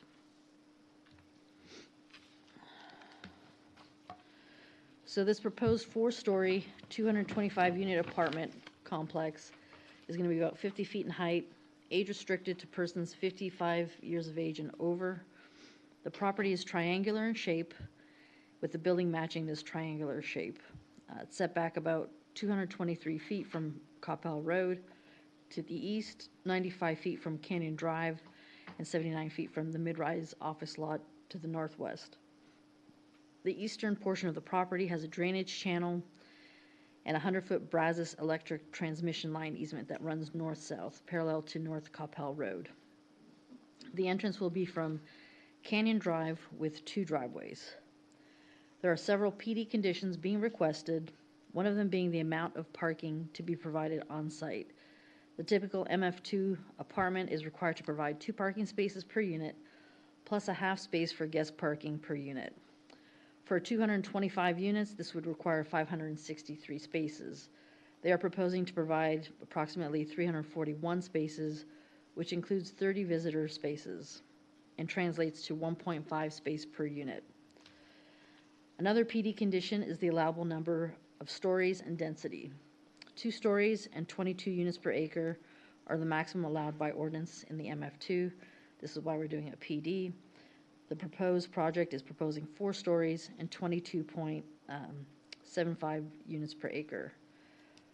They are providing covered parking for about 176 spaces, which is a little over half, and meets the MF2 requirements.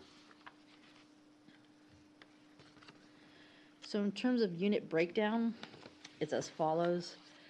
They're proposing 142 one-bedroom units and 83 two-bedroom units with the range of square footage shown there. Each will be accessed from air-conditioned interior corridors, and there are 2 elevators proposed. With a typical MF2 product, a one-bedroom would be 600 square feet, and a 2-bedroom would be a minimum of 700 square feet.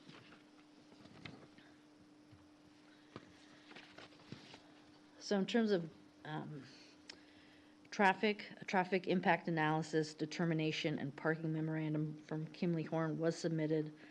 The memo analyzed the proposed 225 dwelling units. Trip generation was calculated using the senior adult housing multifamily land use. Based on the information, the development is anticipated to generate 713 daily trips with 43 a.m. peak hour trips and 56 p.m. peak hour trips. They also provided a calculation for senior adult housing, calculating 0.61 parking spaces per unit for a total of 138 spaces.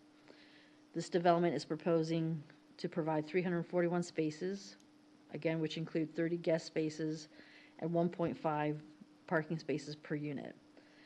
As part of their submittal, they indicate that this type of development will produce less traffic than what an office or shopping center would generate. So this is what you're looking at on the screen right now, is the traffic comparison for multifamily, what they're proposing versus general office and the shopping center. So daily one-way trips, 731 versus 1175, or 5,459.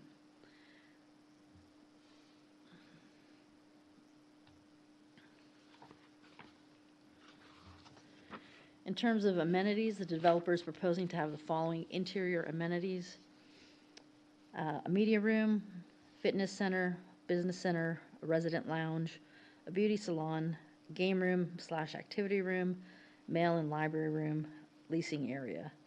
They're also planning to provide a reading nook on each floor. Exterior amenities are proposed to include a fenced dog park, a pool, hot tub, grilling area, and community garden. So additional information is provided on the amenities exhibit for more specifics.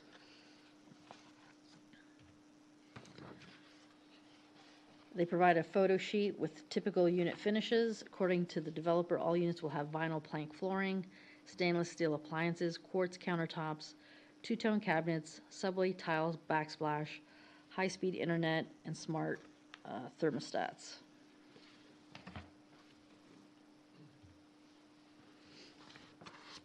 In terms of landscaping, this landscape plan shows that it meets the minimum area requirement.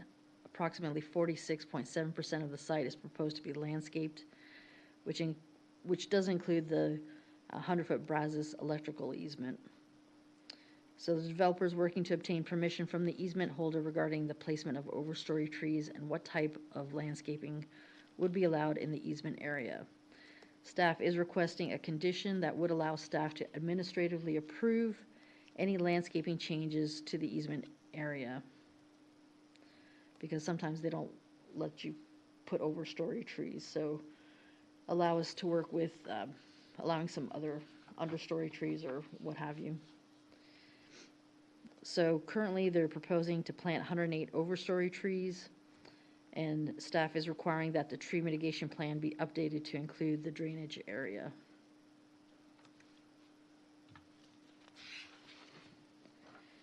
In terms of the building elevations, the material board shows a variety of materials and colors proposed for the building. There are 2 bricks proposed, a Kingston gray and a pecan. Additionally, there's a shaker beige cementitious siding and a light beige and antique pewter stucco.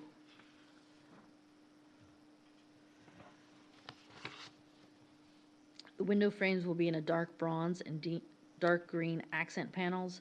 The balcony area of each unit will have an 8-inch fiber cement boards placed horizontally with 3/4-inch spacing in between the boards. This will require a PD condition since the ordinance requires a solid site-bearing fence or wall to screen the balconies and patio from street view. There will be a flat roof as depicted in the elevations and different materials used in different sections and articulations. So here's just kind of a more close-up view, renderings of what they propose it to look like. We've got a night view, an aerial view, corner view from the corner of Coppell and Canyon, and then just like a view from inside the parking lot.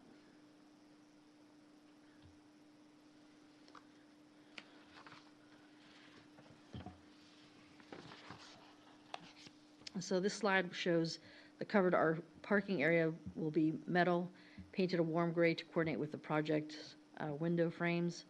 The roof features a light tan finish to match the building's exterior. A perimeter fence is to be erected around the site, 6 feet in height, a metal fence with masonry columns spaced 50 feet apart. The materials would match the materials used for the building.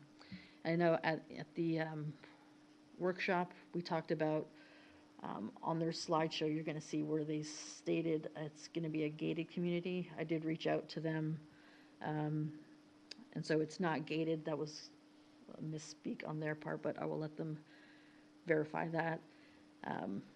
But there will be fencing around the perimeter of the site. They do have an outside trash enclosure as well as trash compactors inside the building, which you can see on the exhibit here.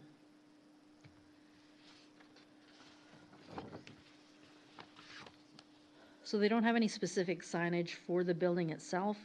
They did provide a 60-square-foot monument sign, which will go on Canyon Drive. The exact wording may change if they change the name of the project. The base will have matching brick, and the verbiage, as I said, may change. Any proposed signage will need to conform to city requirements. So as I mentioned, this is a 2-part request. So the second part of this request is a land use amendment. So the 2030 master plan currently calls this area to be freeway special district, which you can see in the red. The purpose of the designation was to provide areas within the community for conventional high-intensity regional commercial uses and office development dependent upon good transportation access and highway interchanges and frontage roads. So these areas are primarily intended for medium to large-scale developments, serving travelers and clientele from the region, and typically high volumes of ingress and egress by vehicular traffic. So the appropriate uses for Freeway Special District, which is currently zoned, includes hotels, multi-story office buildings, medium to large-scale regional commercial uses, restaurants, and other uses dependent upon high volumes of vehicular traffic. So the developer is actually requesting to amend the future land use plan for this site to be urban residential neighborhood, which allows for higher density residential uses that serves the needs of the residents. Although the urban residential neighborhood land use in the master plan calls for a mix of housing with the majority being owner occupied and not all rentals, this was the best match for the proposed use. So the site is directly across the street from another apartment complex and would be a good transition piece next to the office space.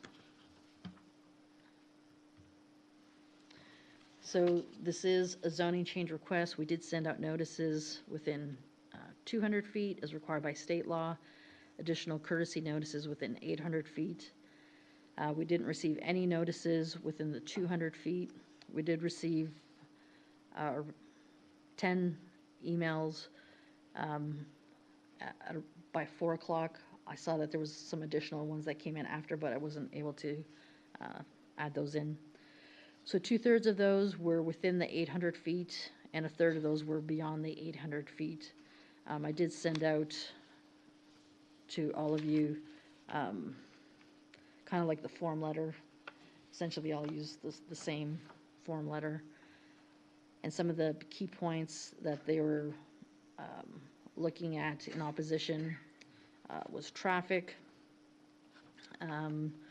Second was elevated pollution levels. Third was parking. Fourth was strain on public services. Fifth was a height exception. And sixth was a widening income disparity. So I think some of these issues may have been more directed to the last proposal that came forward, not necessarily this one. But all of you received a copy of this opposition letter. So staff is recommending approval of the request subject to the following conditions. One, that there may be additional comments during the building permit and detailed engineering review. Two, that a replat be required to be approved prior to engineering review and recorded prior to building permit. Park fees of $1,285 per unit shall be collected prior to plat recordation. 4, that site lighting shall meet City of Coppell requirements. 5, to restrict the age of the residents within the development to persons age 55 and older. 6, to allow for 1.5 parking space per unit. 7, to allow for 4 stories, 50-foot maximum height, 225 dwelling units, and a density of 22.7 units per acre. 8, to allow the balconies to have 8-inch fiber cement boards placed horizontally with 3/4-inch spacing in between boards in lieu of it being completely screened from view. 9, to update the tree mitigation plan to include the drainage ditch area. 10, to allow staff to administratively approve any changes related to the landscaping in the Brazos easement. And 11, to amend the future land use plan from Freeway Special District to urban residential neighborhood. So that is the end of my presentation. The applicant is here as well, and they have a presentation that they'd like to do. So I don't know if you want to ask questions now or later. Are there any base questions from the commission for staff? Yes, I have one question. Mary, in terms of the ADA parking, one, I was going through the site plan, I didn't see them noted, and then 2, is there a higher requirement for when it's 55 plus? I'm not sure about the parking requirement, if it's higher or anything like that, but once they do their engineering and building thing, they will show where the parking is, and they'll have to get that approved. Is there any difference in what's required? Or I don't know. the same number would be required of the ADA parks? I don't know. They may be able to answer that, but I have. Okay. And then the second question is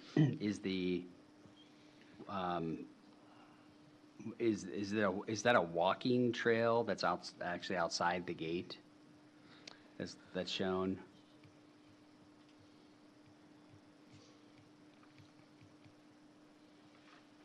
So there's a trail that goes through the, so there's a sidewalk, The easement area? and then there's a trail through the easement area. Okay, but that's outside of the gate? Outside of the gate, Outside of the right. gate, okay. So they've gated essentially where the parking is delineated. Well, fenced, sorry, not gated. Thanks. See how I got confused there with the fenced and the gated? Yeah, fenced. Good. Any other questions? for Quick staff? question. Samir? Under current zoning, it's, a hotel is allowed. Right, but they would still have to go through a PD or SUP process, because a hotel is allowed, but you still have to go through an SUP process. Is there allowable height or height restriction on the hotel, number of floors and height? No, it's mostly based on, the typical hotel is 4 to 5 stories. Once you go above a certain height, then it's a high rise and there's different fire requirements and other things. Plus, it depends on, like the flight path. Right. Oh, and if you're within certain feet of residential, there's other limits. Okay. There's criteria that affect the height.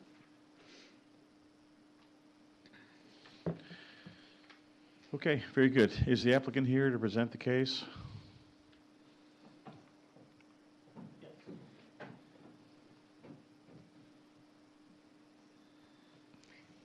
You can't click it from down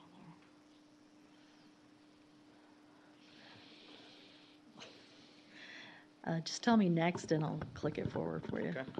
Thank you, Mary. Good evening, Mr. Chairman and Commissioners. Thank you for your time this evening. Could I get your name and address for the My record? name is Nick LaDuca with the Journeyman Group from Austin, Texas, 1000 North Amar, Austin, Texas, 78703. So I want to give a quick introduction to Journeyman Group, just so you know who the applicant and the developer is.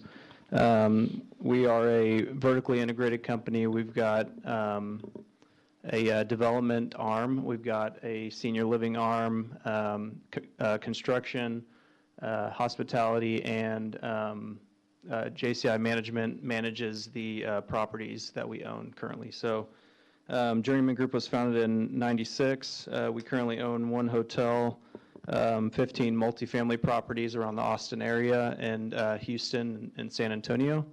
And we're working into DFW as well.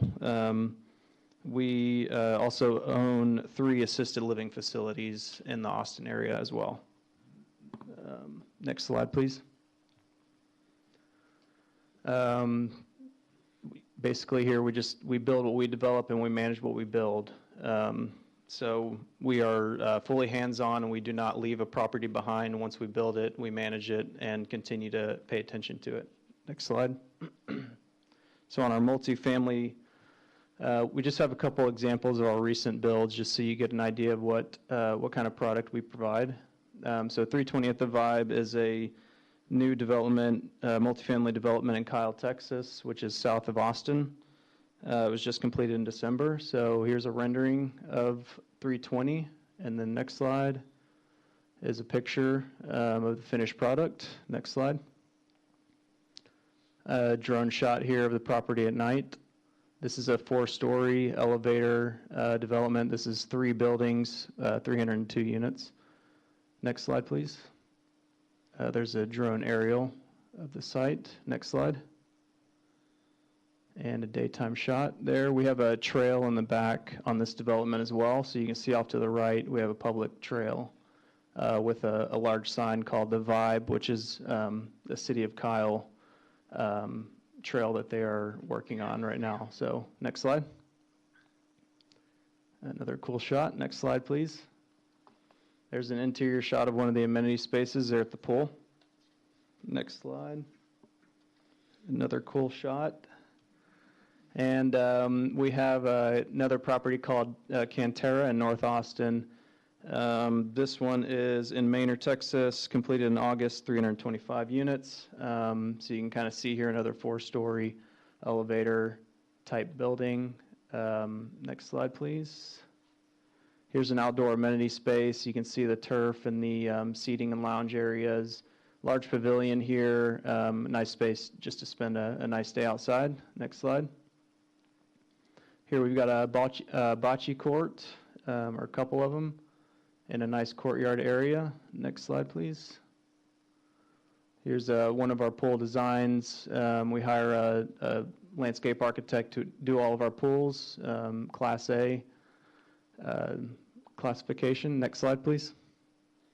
And then an example of one of our senior living facilities. This is assisted living called the Philomena in South Austin.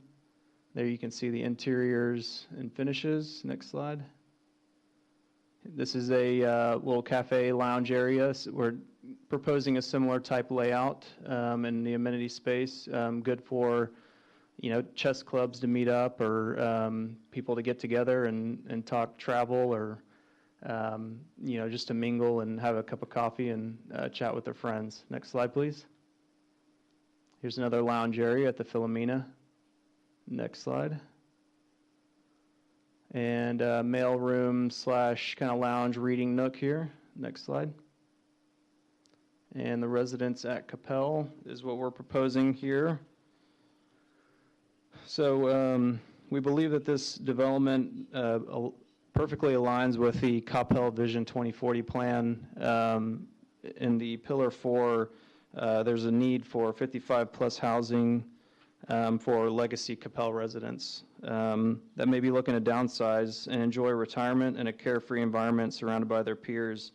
This development would allow these individuals to attend their same church, shop at the same grocery stores, and stay close to family in a secure community, and therefore we're requesting the Commission's approval for this PD zoning case, and we're here for any questions. Okay, very good. Thank you very much for that. You mentioned at the opening of your presentation, you build it, you manage it in perpetuity?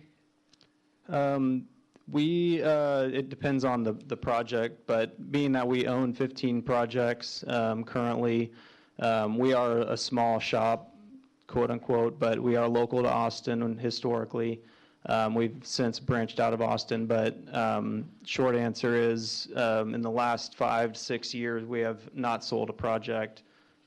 So, to be determined. Yeah, I mean, there's no immediate strategy to turn it around, but that, we have to do what is best for investors and what's best for the strategy. But, 5 to 10 years.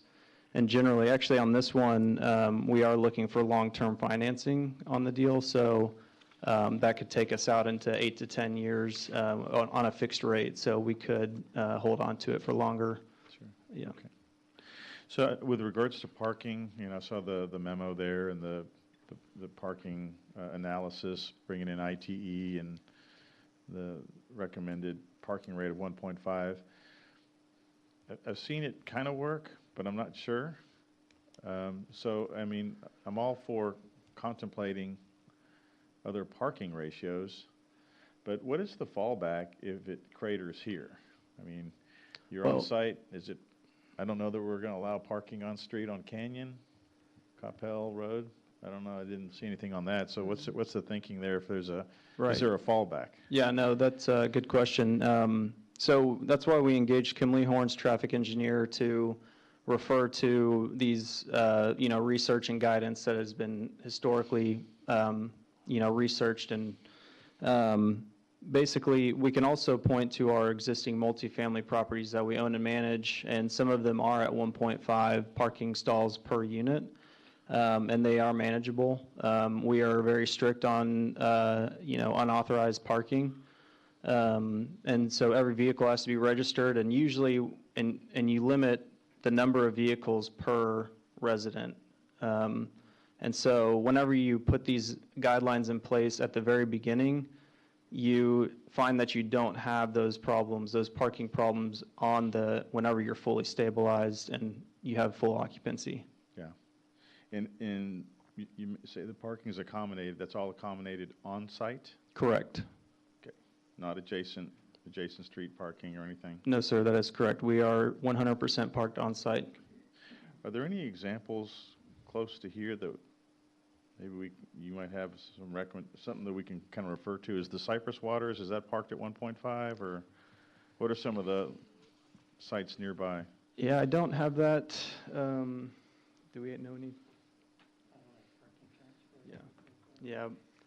Yeah. We could get some historical, yeah. Yeah, let me call up Britta Edwards here. She leads up the JCI Senior Living arm, and she's hands-on with our assisted living. Sure. Okay, thank you. Good evening. My name is Britta Edwards. The same address should work for me as it did for Nick.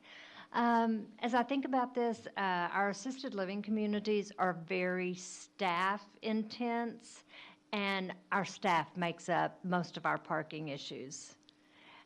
Whereas our residents here, a typical resident in a 55-plus community is a widow or widower, typically, that is ready to leave the family home or the home that they even downsized into earlier, maybe after children left the home. We have not seen in our assisted living communities 1 or 2 residents with cars. While our residents that are 55 plus, the 55 plus communities I have been associated with and know of, most of those are single occupants of those residences and typically with 1 car. This is also with the staffing component being so dialed down because these residents are not receiving care from staff paid for by the community. The staff typically would be coming and going, not there 24 hours a day, 7 days a week, taking up a great number of parking spaces. Seniors make wonderful neighbors. They have time to donate to schools, to read to children. They're philanthropic with their time and their money. And I can talk about that just from our senior living, assisted living, and memory care residents and their families are incredibly generous to the neighborhoods in which our communities are built. These typical residents, I think, will be very close in age to our assisted living and memory care residents, but they will still have the ability to be living independently and without care. Questions? Okay, thank you for that. Any questions by the commission for the applicant? I have one. I see you have a 26 by 18 foot trash area right along the side of a drainage area, and I also note that that's both south and immediately west of the only 2 surrounding residential areas. Is there a reason why that was put there, and maybe that could be moved to the opposite end of the property? It's a schematic plan right now, and just based on the shape of the site, that made the most sense, but we are certainly open to relocating it. As Mary had mentioned in her presentation, the trash rooms are interior to the building and serviced by compactor, and then maintenance would then roll the bins out into the parking lot to be serviced by trash trucks. These facilities that you see external to the building are kind of an additional overflow, maybe cardboard boxes or recycle bins, things like that. The trash internal to the building will be serviced by a valet pickup. So a resident will put their trash bin outside of their door, somebody comes through at night, picks them all up, throws them in the compactor. Everything stays internal to the building. Yeah, I'm just thinking of if you have dumpsters there or anything like that. Sure. Those get emptied sometimes late at night, sometimes early in the morning. You've got residences that are right across the street on both sides. That's just where my head was going with that. Yes, we will entertain a possible relocation of that to the other corner.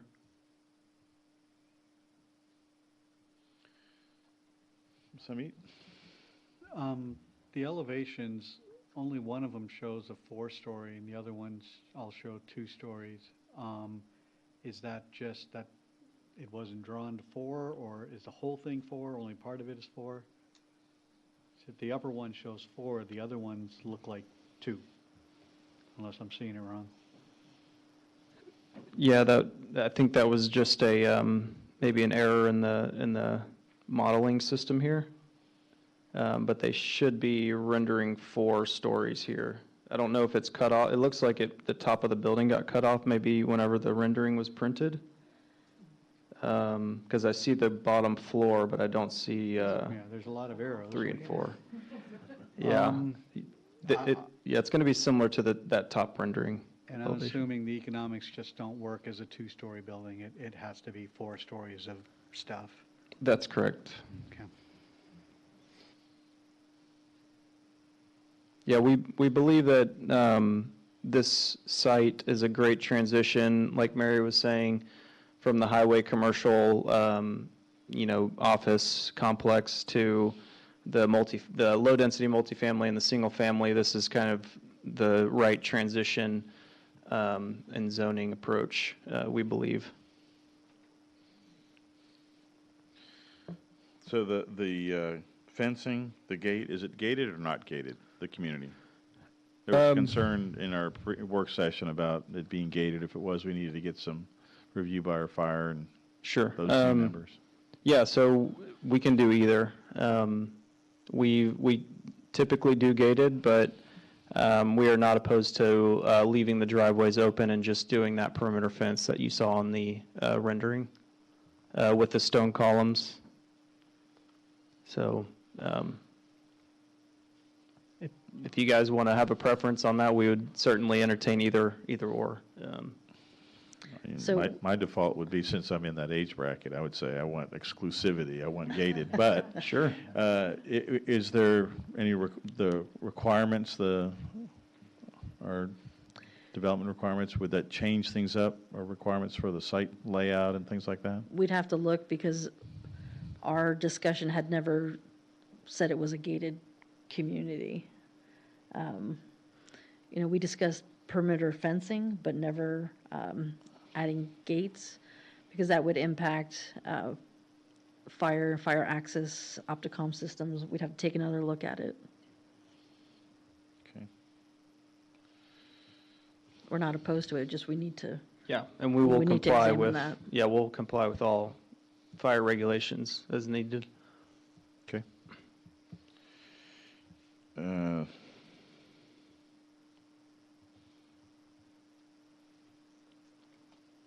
One other note that we didn't talk about is that we're also age restricting the minimum age.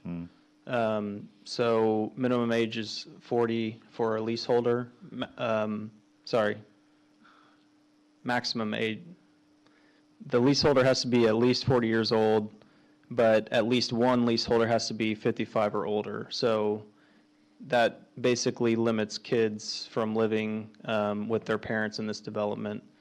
This is intended to be, widowers or older couples on the verge of retirement or in retirement. So it's 55 plus and/or someone that's above 40 in addition to the 55 As the plus. second Yeah. leaseholder, Okay. correct. Yep. Okay. And no visitors can stay 7 consecutive days on the property. So how is that enforced?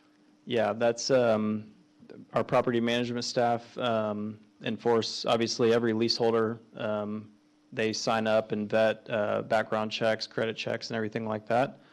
If they do notice unauthorized occupant is what they call it, then they will issue a lease violation. And, our staff are there every day, so they see people coming in and out. They see people walking around the property. They know who lives there and who doesn't. So it's easily enforced in our typical multifamily developments, and we can ensure that it's enforced here. Okay. I heard the question from Samit that going from 4 to 2 is a deal breaker, but what about 4 to 3? We have not looked at that, but we think that we know that 4 works, 4 stories here. Based on just the metrics of the cost of the land, the taxes and everything, expenses, it makes it, 225 units is kind of that perfect spot where you can have a full staff and service and provide events and things like that out of the property budget. If you reduce that by 50 units, say, then you're really hurting your property operating budget, and it ultimately hurts the resident experience. Okay. Any other, Ed? This is maybe a technical question. So if you have a child living in in one of the apartments, said differently, does everyone living there have to be on the lease? Correct. Okay, so every person in each of the apartments has to That be is on correct. actually Even on the lease. minors, yes. Even minors, okay. Thank you. I don't have any questions, any other questions for you right now, but we will go to public hearing in just a second, so Okay. we'll reserve the right to bring you back. All righty. Thank you very much. Thank you for your time. Before we go to a public hearing, Mary, I wanted to ask, what is from the Coppell Vision 2030, what was the density for the urban residential district, the ideal density?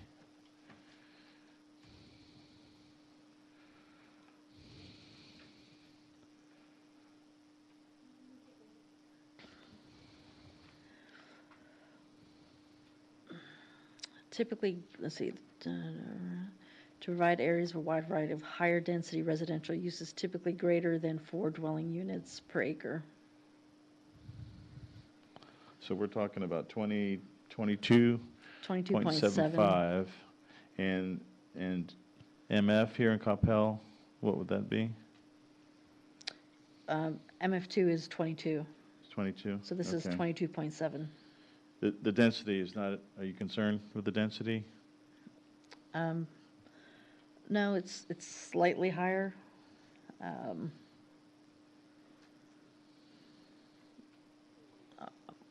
No. Okay. I mean, you know, the lakeside at Coppell, I think that's about 316 acres, according to my friend Chad. And that's about 10 dwelling units an acre, the apartment complex. Mhm. And so, you know, you got office on the other side. Okay, you know, transition maybe a little thick, but you know, if staff's not too concerned with it, then I might not be. But okay, this is a public hearing. We do have some folks that are signed up to speak. I will try to pronounce some of the names. Manny, I won't even try your last name. Jana Lagata? Oh, okay, close enough. Come on down. Thank you. Okay, and then followed by Scott Schwab. And ma'am, if you could keep your comments to 3 minutes, please. Sure.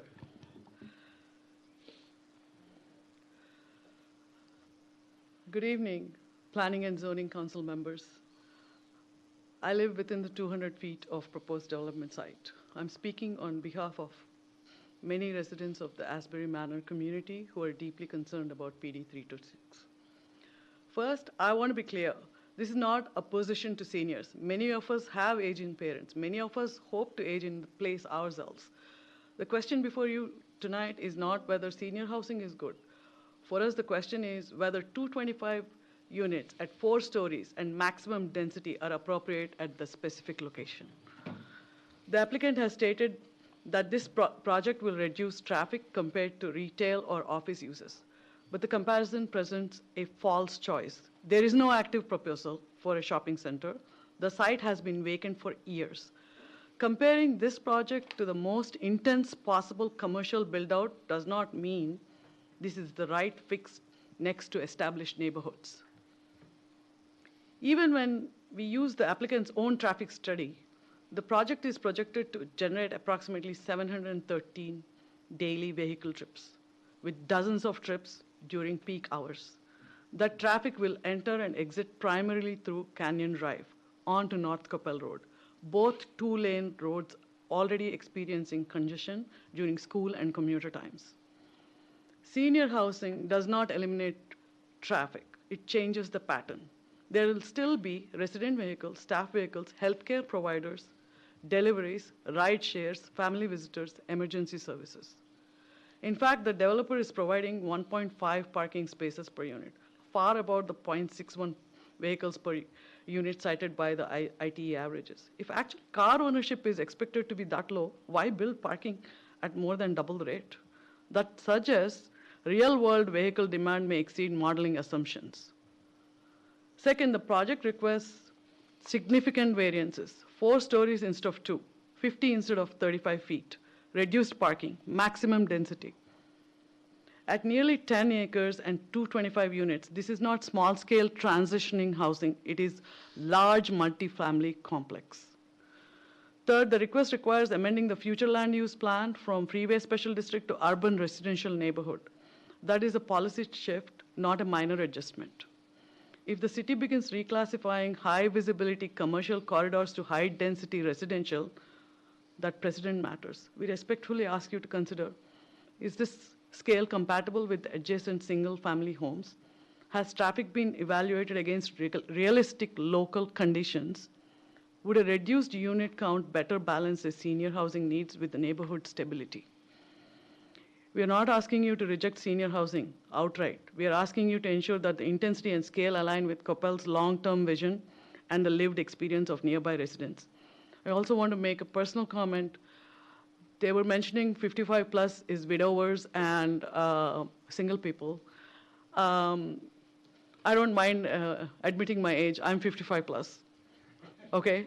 And I'm not a widower, and I have a family, and we are actively living, and based on what's happening with our work demands and work shifts, we are all working. We still hope to be productive.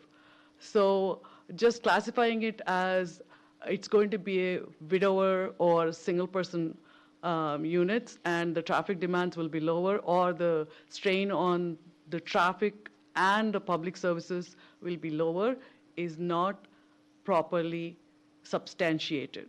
So we request you to think about what it means to us, neighbors who have established there, the traffic patterns, and the density. We would want seniors to live there. We're not opposed to it. But we also want to highlight that having a 50-foot story building that's densely packed is going to severely affect our living conditions and our established way of life. Thank you so much. Thank you. Scott Schwab, followed by Alexander Tatara.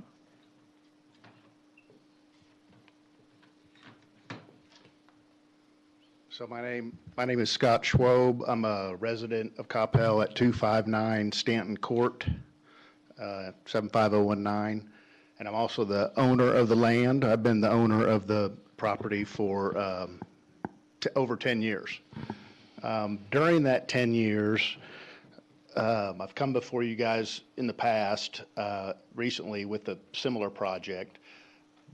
There has been zero interest in office or the permitted uses for that site. Really the only two viable financial options for that site are industrial or multifamily, and then within multifamily, I figured senior living is a good use. It is a dense project. It's the only way that from what I have seen from prospective buyers, is the only way that you can make the financial aspect of this project work, is to put this type of density. To note, this project is less dense than the previous project that came before you guys, the affordable senior project. But I have kids that go through school. I drive this area every day, and the traffic, in my opinion, is not a problem there, but very well could be if you put an office building up, or if you put a large, retail type facility, something that's permitted by the current zoning. So I've evaluated many options. I've talked to a lot of people over the last 10 years, and this crew, Journeyman Group, builds a good quality product.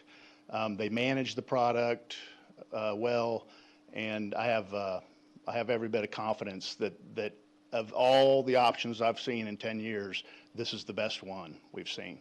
If for whatever reason, you guys, the city council decides that maybe it's not a fit with the future plan, then I think the only other alternative to build on this site is industrial. And, then you're dealing with large trucks, traffic, of that nature, as well as office component too. So I feel like this is a pretty good use with staff support. I feel like it could be a great project. Thank you. Thank you very much. Alexander Tatara, followed by Joel Henry.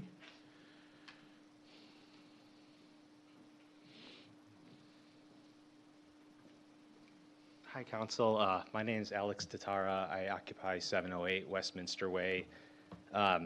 We just moved here a year and a half ago from Boston. It's been fantastic. We really did a lot of research when we chose our neighborhood and our town. The schools are fantastic. We'd finished training in the hospitals in Boston and came here to work at UT Southwestern. So, please believe me, most of the people I work with are 55 and older in terms of my occupation, and I understand the demands they have. And we were so lucky to move here, coming from the city we were in. When we moved to Coppell, one of the first things my daughter said is, "Oh my gosh, I see stars," right? We were able to, I know this is not rural, this is not country, but in terms of sort of things like light pollution and density, it really was the right choice for our family and a lot of the other young families in our neighborhood, folks that have moved in recently. As this commission may have heard, our elementary schools, there's changes in population. And I think a lot of us are hoping the neighborhoods continue to become younger and not trend the other way in terms of what we want our neighborhoods to look like. In addition to being able to see some stars and, of course, some planes from DFW, we also have the luxury of people not being able to see into our house, into our backyard. We will be in the shadow of this complex, unfortunately, and with the proximity of our home, we'll lose a lot of privacy for a 4-story, 50-foot complex. And as someone that has young children that are, often in the backyard and in the front yard, this is a concern that we have. So I thank you so much for your time. Thank you very much. Welcome to Coppell. Joel Henry, followed by Saibal. I'm not going to try the last name, but Saibal. Okay. Mr. Henry. Question first, if I may. And this may go back to the prior application from a couple of years ago, but is this an income-restricted development? It's not. Okay. Thank you. And will this generate any money for us? Will there be tax revenue from this development for the city? There will. Okay. Thank you. Thank you for clarifying. So what I see is a nice development, a beautiful development. I'm further past 55 than money is. And my mother and my sister live in assisted living. I'm very familiar with those type developments. What I'm concerned about is obviously traffic. I go to Coppell Road every day to go to work. It's a narrow road. There will be resident traffic, service traffic that's going to be medium to heavy trucks coming through. I understand the owner's predicament, and I appreciate that. But I'm worried that the height is a problem. It's doubling what the standard is, right? The density is slightly above what it's supposed to be. Again, I can appreciate that. But I would hope that the developer would be able to break even maybe lower than 4 stories. The chair asked the question. And I, understand that there's a break-even point in the number of units plus the cost of the dirt. But I have a genuine concern about, and I'm open to learning more, don't think I'm not, but I have a genuine concern about the size and the density of this development. And I'll stop there. Thank you very much for your time. Appreciate your service. Thank you very much. Saibal? You already got it? Okay. Thank you for coming down. And then Bharat Shelley? Okay, spokesman. So feel free to, Thank you. yeah. Couple things I researched. It's about the parking that you already raised, and then the density of the neighborhood. So my request to you all, as you planning and zoning commission, we are not opposed to seniors living here, but we are very concerned about the density, and it becomes a urban living area. And my neighbors have already expressed their concerns. What I'd like to highlight is that is an urban residential setting is something that the Planning Commission support after hearing our concerns. And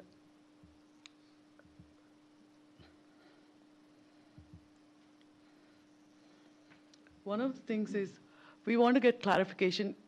If there is a person who is going to be on the lease who is 40 years old, but they have children, is this facility going to deny their application to live in the units or in that facility?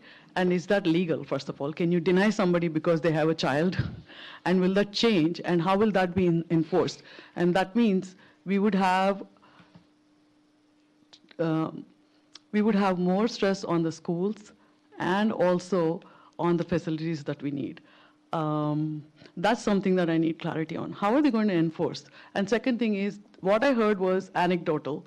Oh, we know who lives there. You have 225 units and 225 times 2, 500 people. So I don't know what the attrition levels is at the management level and of the properties. So how are they going to keep track of these 500 people and who comes and stays? And are they going to start stopping people and saying, are you here for 5 days, 3 days, 2 days? That's one concern. That did not make sense to me. Second thing is, if somebody is on the lease and they're 40 years old and they have a partner who is 55 plus, because that's a requirement, what happens if they have children? Are they going to be denied to be a resident in the complex? So that's another thing that left me wondering. And we would welcome seniors helping the schools and our other social activities, but these two things need to be answered. And I did see that the handicapped parking spaces that you need for the level of occupancy they are recommending is 8 to 10. I looked at that. And then they're recommending going from 560 to 368 parking spaces. So we will definitely face a lot of parking on the street.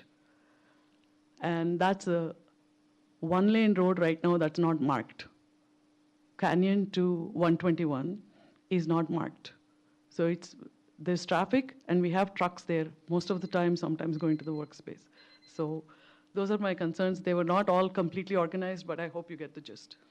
Thank you, Bharat. No, I'm teasing, but yeah. Is there anybody else who'd like to speak for or against the proposed application? Going once. Okay, with that, I'm going to close the public hearing.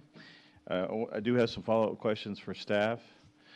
So there's some things that I concur with, some things I don't think will be an issue, but I am a little concerned about the density. I'm a little concerned about the height. So, and what that height is relative, and help me remember the name of the development on Coppell Road, the industrial, they had the double overstory trees. Is that the whole Prologis site? I can't remember the name of it. It's on the other side. Prologis is not on this side. Whatever the name of the industrial that's positioned across from Coppell Road, the height of that, what is the proposed relative to that? No, I'm talking Sandy Lake and Coppell Road. The whole. Freeport? Yeah, maybe Bridgeport. Freeport development? Yeah, all that in there. Yeah, will this overtake? I know it goes up on the hill there and all that. Probably like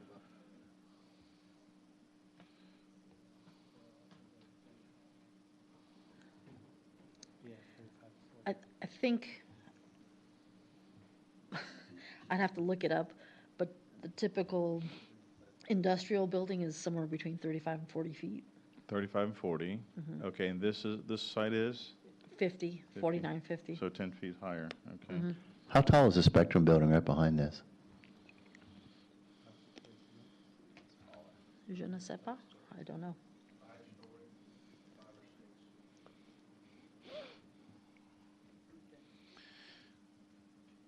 Okay, and then, the other item is the, 5 stories. is the parking, the 1.5. And I'm almost certain I heard the Cypress Water owners, when they gave us the Midwest Section APA a tour of their place, that they parked it at 1.5. I know there's a lot of on-street parking in addition to structured parking.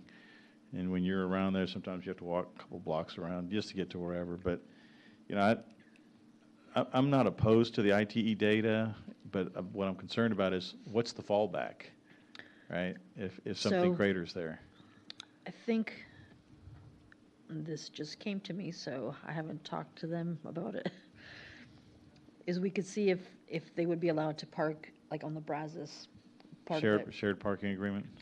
Well, they have the Brazos electrical easement, which typically you can't build on. Oh. But maybe you can add parking too. So that's something I think we could probably explore. I've closed it, thank you. So Okay, that's just something that, all right. I've brought it These are down. just some of the concerns that I Mhm. have. I mean, you know, the because traffic. across the street, the easement goes and there's parking there. As to whether they would allow that today Right. is another question, but I think there might be a possibility for that. Yeah. I mean, I do agree, this is less dense than the previous proposal. I saw the trip generation numbers.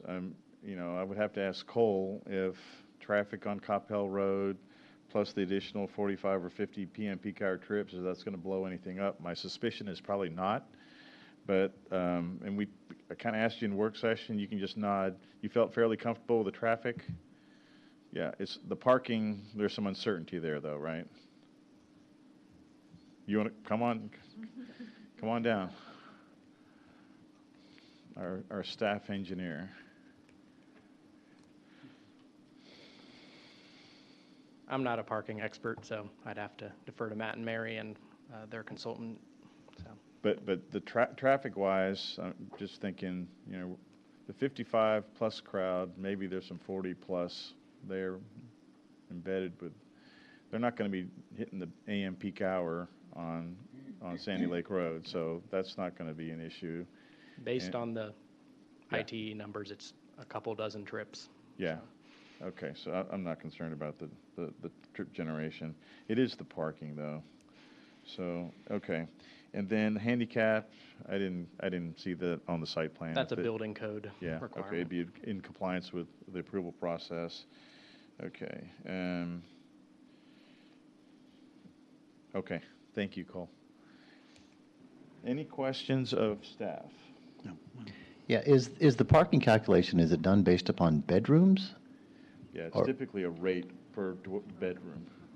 I'm just wondering, without having a meaningful impact on the overall business case, if they built more one-bedroom and fewer two-bedrooms, they don't lose so many units, but maybe they cut down the parking requirement significantly. I mean, just, if you cut your two bedrooms down to 50, now you've got 175, 181 bedrooms and only 50 two bedrooms. So Does the- that change the balance in parking a good bit? The way the parking calculation is written is it's the same for the 1 and 2, so there's no difference. Plus, there's the half for the guest parking. The one difference between this one and the last presentation was this one does have more one-bedroom units because it's got 100 and I got it here. 142 and 83 two-bedroom units versus the last one that came a couple years ago, it was reversed.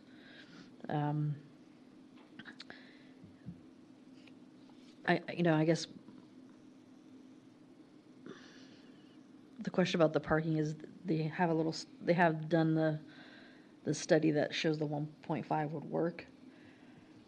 The question is, the people that move in there, are they 55 and still working, or are they typically older?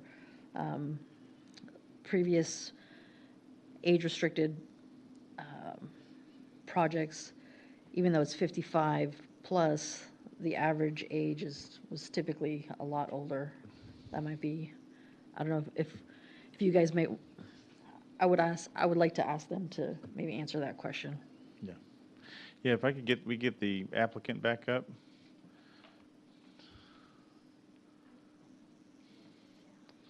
You drew the short straw. Without, every community is different based on the demographics of the city. I'm 69 and still working and not interested in living in a 55-plus community, probably for about 15 years. At about 85, I think I'm going to really love that environment. So the 55-plus communities I've visited that I'm familiar with, the average age is 75 and over. And I'm not seeing children there with their 55-year-old mothers. And I happen to live in one of the journeyman communities every week when I am working in Austin. And I can assure you, if I had a guest there that wasn't properly parked in a guest parking lot, my guest's car would be towed. And so they do manage that very carefully. I mean, I had to make sure my husband did the appropriate thing to get his car approved for being there overnight when he visits in Austin. So I think you're looking at a demographic that is 75 plus, though these complexes are designated as 55 plus. Right. Hang on a second. Hang on. So how do you enforce, there was a hypothetical if, parent got sick and kid had to move in that's under 40 or whatever. How do you manage those kind of situations? How is it managed to maintain the age demographic you're promoting here? Well, if someone has to have around-the-clock care, they're not appropriate for that setting. So are you suggesting that it's under 40? Any hypothetical where, you have folks that are not, or you have kids that are coming in, how do you actively managing to maintain the 55 and 40 plus without the kids? Well, it will be written into the documents. We won't rent to people that don't meet those criteria. Okay. And people will not be able to live there to care for someone else. They can visit for 7 days. Okay. If it's more than 7 consecutive days, then we would we would ask them to move. Yeah. Okay. So if they can't meet the requirements of the lease, they would no longer be living there. We would ask them to relocate to a location that's appropriate for their needs. How often do you see private residents bringing a caregiver with them? So if there's a 2-bedroom, it seems to me very possible that you have somebody who says, I'm going to let a caregiver live in my 2nd bedroom because I need a caregiver, and this is not an assisted living facility. If they are over 40 years old, I suppose that would be a possibility. We don't really see that. In our settings, we're not seeing that. We're seeing people that come and go. Someone that comes and helps and delivers groceries. A home health aide if someone's been in the hospital, or a home health nurse, or a physical therapist that may come 2 or 3 times a week for 30 minutes up to an hour, but we're not seeing people living with residents. Okay. And then with regards to the parking, if 1.5 craters and the idea about parking under the utility, there's a lot of agreements and things like that, You'll have to address that. My name is Kurt Gall. 1000 North Lamar is my address as well. We all live together. As far as, it's our office address. As far as parking is concerned, as Britta mentioned, every community is different, every property is different.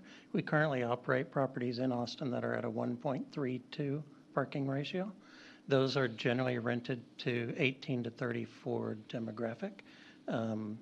Some of those don't have cars, and some are two wage earners living in a one-bedroom or efficiency unit. I can speak specifically to the Overture in Plano. My mother-in-law just recently downsized from her 3,500 square foot house, moved into the Overture last year. She drives a Prius. She parks in the smallest, tiniest spot she can park in. She leaves her apartment probably 4 times a week. Not a lot of trip generation. She has a lot of resident friends. She was going to be here. I asked her if she wanted to speak. She said, I have a standing Thursday party with my friends. They eat dinner at 3:45. And so this conflicted with her early dinner plans. But she has a lot of resident friends that don't even have cars. So we are confident in the 1.5. We would be open to parking in the Brazos easement if we didn't want landscaping and a trail and what we think is the community benefit. If the benefit for the community is to park there, we're happy to do that, if we can get Brazos to allow us. We don't think 1.5 is an issue, though. Okay. We will also have parking stickers that are monitored daily, and we will have, how many parking spaces do we have? We'll have 338 parking stickers. That's how many will be issued, Okay. Then with other than the guest parking. with regards to some of the other items we talked about, the gated, We are showing it ungated currently, but fenced. If it's beneficial, we think, to gate it, we're happy to gate it. We gate most of our properties. That property that Nick showed you in Kyle, the 320th Vibe, completely ungated, completely unfenced. We're fine with either. We don't have security concerns about this property in Coppell. Generally, we're gating the property to keep, crime out. And I don't think we have any security concerns about our residents, so you don't have to keep them in, so. and then kind of the. We're good with either. Okay. And then the density. We're at 225. That was we tried to lower what you saw before. I think if we go much lower, it's not a project for us, unfortunately, just from the dynamics of the cost of building the site, the cost of the dirt, the staff that it takes to operate a facility that does have a lot of community needs. We have a resident concierge, we have a higher maintenance need, we have a full-time housekeeper, we have, a little more staff than we would have on a normal community. Most of our properties are 300 units plus. So the economics of operating something at 225 units, I think is tough for us. Okay. And that's where we got the 4 stories with 225 units. I am concerned a little bit about the density and the overall height. It's We recognize that would be a concern, as would the height and the density, and we tried to get it as low as the model would allow, and that's kind of our breaking point. Okay. While the applicant's at the podium, any questions of the applicant? We ready to go to discussion? Kent, you have a question of the applicant? I have a question for staff. Okay. So, Thank you. one of the folks who spoke mentioned that they thought that the density was double that it was a double what the standard was, and I'm curious about that. I mean, I'm showing that at 22 units per acre, that would be 217 units per the code, and they're applying for 225. Am I saying that correctly? Correct. I think someone out there was just saying it's the height is double. Oh, the height. Or the number of stories is double than what's typically allowed by MF2, which is why we're doing the PD process. I see. But the density allowed is 22 with MF2. Okay. And they're asking for 22.7. 22.7. Yes. But the building behind this or adjacent to this is 5 stories, is that correct? Spectrum The building? Spectrum. Right. The Spectrum building? Yes. Uh-huh. But the apartment project across the street has a lower density, is that correct? Yeah. I'm not sure what the density is, but it's probably a two-story product. Well, according to Chad, it's about 9 or 10 dwelling units per acre. Okay. Very good, thank you. All right. I'm sorry? Mr. Chairman, Yes, sir? I have built 6 of these projects in my previous career, and every one of them was at 1.5. And I managed them, built them, developed them, and we never had any problem with a 1.5. The demographic that the lady here is speaking about is consistent with what I experienced in all the projects that I built in California and in Arizona. Okay. Okay, final discussion? Just a couple comments. And so I think from a zoning standpoint, I guess it originally was freeway, or is freeway special district, which is a high-intensity use. And one of the stipulations in it is, provide an attractive entrance into the city, which I think this does. And I think share the same comments in terms of the parking. I think if the documentation and the studies that they've done show that and their experience, I think that's what we have to go with. And then from addressing, I guess, one of the comments of from the community, it is fairly well set back from the residential. So I think from like a visibility standpoint, sort of looking into it, there doesn't really look like there's any backyards that are like directly adjacent to it looking down. So, ultimately I think for for the use of this property and for how long it's, been, on the market and to be developed, I think this is a very appropriate use. Okay. All right, is there a motion by the commission? Yes, Mr. Chairman, I'll move to approve PD 326HC, residents of Coppell, Block 1 GD, shared services, a new detailed site plan to allow for a 4-story, 55-plus apartment building, 225 units, located in Canyon Drive in North Coppell, as well as a change to the future land use map from freeway special commercial to urban residential, and subject to staff conditions. Okay, we have a motion by Commissioner Marr. Is there a second? I'm sorry. May I clarify something? Sure. The gated versus not gated, will we allow staff to review it for gated if that's the request? Yes. We'll add that to my motion. With that, I'll second it, Mr. Chairman. Okay, so we have a motion by Commissioner Marr. We have a motion and an amended motion by Commissioner Marr and a second by Commissioner Haveman. So Cammie, would you call the roll, please? Please respond by saying aye or nay as I call your name. Commissioner Patel? Aye. Commissioner Dobmeyer? Aye. Vice Chair Blankenship? Aye. Chairman Haas? Aye. Commissioner Mauer? Aye. Commissioner Haveman? Aye. And Commissioner Bishop? Aye. All approved, none opposed, motion carries. Okay, item 12 is really the, no, it's not the companion. Okay, thank you very much. Best of luck there. Item 12 is to consider, I'm sorry, Commission, do we need a break or do we want to keep going? A 5-minute break? Okay, let's see, the time is 9 o'clock. We'll do a 5-minute break and then reconvene.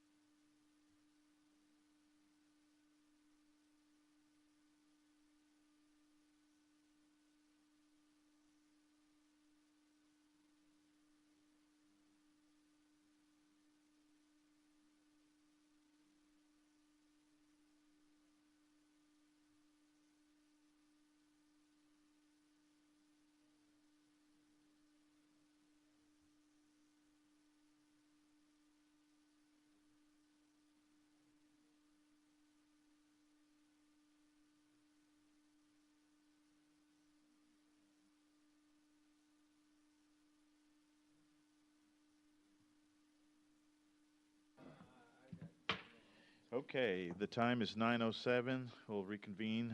Back to item 12. This is to consider approval of PD-295R6-HC Prologis Park 121, Lot 2R and 2R3, that being Block B, the True Hotel. A new detailed plan development revising the current concept plan of Plan Development 295 Highway Commercial to allow a detailed plan for a 4-story, 26 square foot hotel with 100 rooms in lieu of the original office concept on 2.05 acres of land located on the northwest side of southwest of Freeport Parkway at the request of Sharif Choudhury,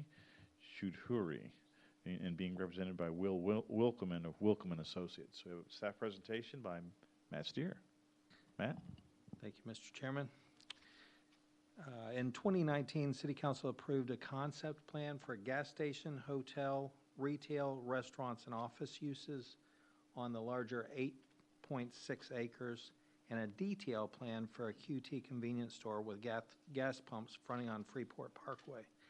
So the QT gas station has since been constructed. Then in August of 2020, City Council approved a detailed site plan for a 73,190 square foot, 4 Points by Sheraton Hotel, which has not yet been constructed. So in July 2023, Council approved Popeye's Chicken and Tim Hortons sit-down drive-through restaurants. So Popeye's has been constructed and is operational, and the Tim Hortons is still vacant. The most recent concept plan for this property had a professional office located on this property. So this is proposed to be amended with a detailed plan development for True Hotel. The detailed site plan is for a 4-story hotel, approximately 46,226 square feet in size. The applicant's requesting a variance to the required minimum 125 room count. They're proposing 100 rooms. There's a 1,000 square foot plaza area on the southwest side of the building, right there where the red circle is. In terms of circulation, there is the existing shared entrance from Northwestern that was constructed with a QT gas station. And when the Popeyes was constructed, they extended a mutual access and fire lane easement to it. This will be accessed by extending and constructing a mutual access easement and fire lane from this site. A small extension of the drive will extend into the 4 Points by Sheraton site on the south end, which will access 4 shared parking spaces to be constructed at this time. So I went back and did the research, and the 4 Points by Sheraton was overparked by 3. So they're constructing 4. And they only need 3. So the parking required for this proposal is 108 parking spaces. By sharing 4 with the proposed hotel to the southwest, they are providing 109 parking spaces. So in all actuality, they're meeting the requirement by providing 108, and then one of those spaces can go back to 4 Points so that they meet the parking requirement. A cross-parking easement should be provided and is listed as a condition of approval. The site will have a minimum 20-foot landscape buffer along Northwestern Drive with red oaks and Burford hollies along the head-end parking.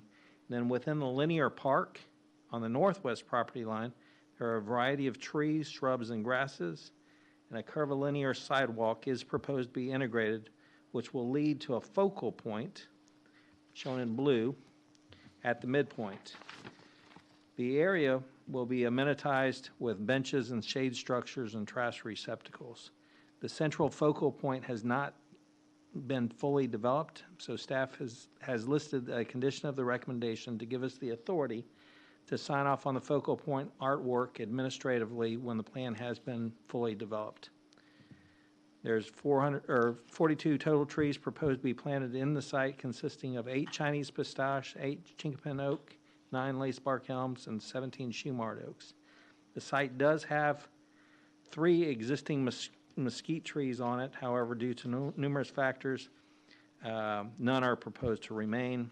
The tree mitigation for the site is proposed to be $1,800. This will be required to be paid prior to the removal of any trees.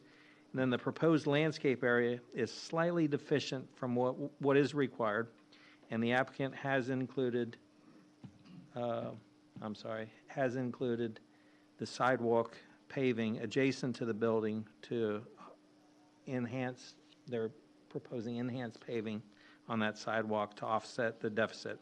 And this is listed as a PD condition. Here's a first floor plan. The 100-room hotel will meet the minimum room size of 285 square feet. It has a covered area provided immediately adjacent to the building entrance as required by ordinance. Has a 750 square foot lobby, a 1,200 square foot conference area, which is actually on the second floor, shown in red, but just imagine it's up 1 floor. And this hotel is proposing 3 additional amenities as required. A fitness area that's 600 square feet, a gift store / pantry, which is 300 square feet, an outdoor plaza area, as mentioned on the previous slide. And then in addition to the required 3 amenities, they are providing a 250 square foot work area, 250 square foot game area, and then 1,000 square foot breakfast area. Here's some rendering of the hotel here, looking through the linear park, and you can see their artwork on this. This one is a Mustang, so something similar to that would be what they're proposing to do, but that's more characteristic of like Las Colinas, I think. Here's another rendering without the trees. You can see this one's a little washed out. It's a darker brick, darker red brick than that. So the building is proposed to be constructed of a combination of dark red brick, dark gray stone, and cream color ephes with a grayish metal canopy. The rendering provides a good illustration of a combination of building materials as well as the building's articulation both vertically and horizontally. The first floor of the building will be red brick, with the second floor being dark gray stone. The dark gray stone will extend to the top of the structure on the northwest elevation. Right here, you can see that extension up there. The red brick extends to the top towards the center of the structure on these components right here. And the third and fourth floors are mainly ephes. There is a monument sign proposed. It's 5 foot by 6 foot. It'll have a brick base that will match the building. Signage is depicted on the building. Staff will require that all signage will meet city requirements at time of permitting. And you can see there's a shade structure and trash can that's proposed in the linear park area. There's actually a couple of those shade structures proposed in that linear park. We sent out 5 letters within 200 feet, 3 letters within 800 feet, received no responses either in favor or opposition of this mail out. Now, we sent a mail out, and this was a couple of months ago, but they withdrew the case and resubmitted. So we had received a response from one of the neighbors, or maybe 2 of the neighbors, stating that they were in favor of the proposal, but not with this particular request. Staff is recommending approval of the request subject to the following conditions. The room count be allowed to be 100 rooms as opposed to the 125 rooms as required by ordinance. 2, to allow the 21,927 square feet total landscape area and 2,742 square feet enhanced pavement on the sidewalk around the building in lieu of the required 24,669 square feet total landscape area. Tree removal permit will be required, and $1,800 will be due at that time.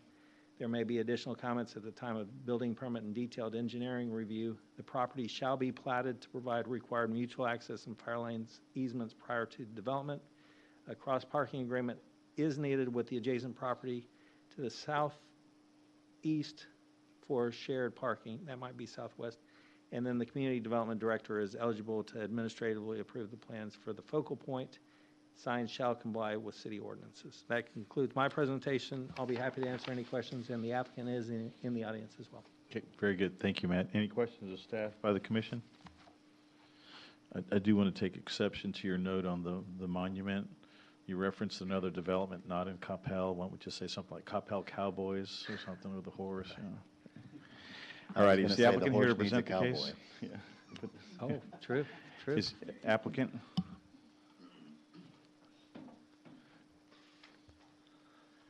Will Winkleman with Winkleman Associates, 6750 Hillcrest Plaza Drive, Suite 215. I'm the civil engineer on the project, and I'm here to answer any questions. Anything you'd like to add to the submittal, the application? No, I thought Matt did great. And you're in agreement with the conditions as presented by staff? Yes. Yeah, we're good with all those. Yeah. Right? Yeah. Okay. Good with all of it. Any questions of the applicant by the commission? What is an enhanced sidewalk? I don't know who that goes. Maybe that's Enhanced sidewalk would be like a stamped pavement. So like, sidewalk that you just kind of, looks like kind of cobblestone, but it doesn't have the undulations that a real cobblestone would be. Mr. Chairman? Yes, sir. Just out of curiosity, why would you want 100 units rather than 125? Because of the space, the lot that's there.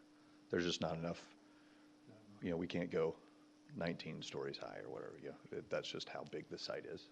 Okay. Thank you for that. Okay, if there's no other questions, thank you very much. Thank you, guys. This is a public hearing. Is there anybody who'd like to speak for or against the proposed application? Seeing none, I'll close the public hearing. Any discussion by the commission? Or is there a motion?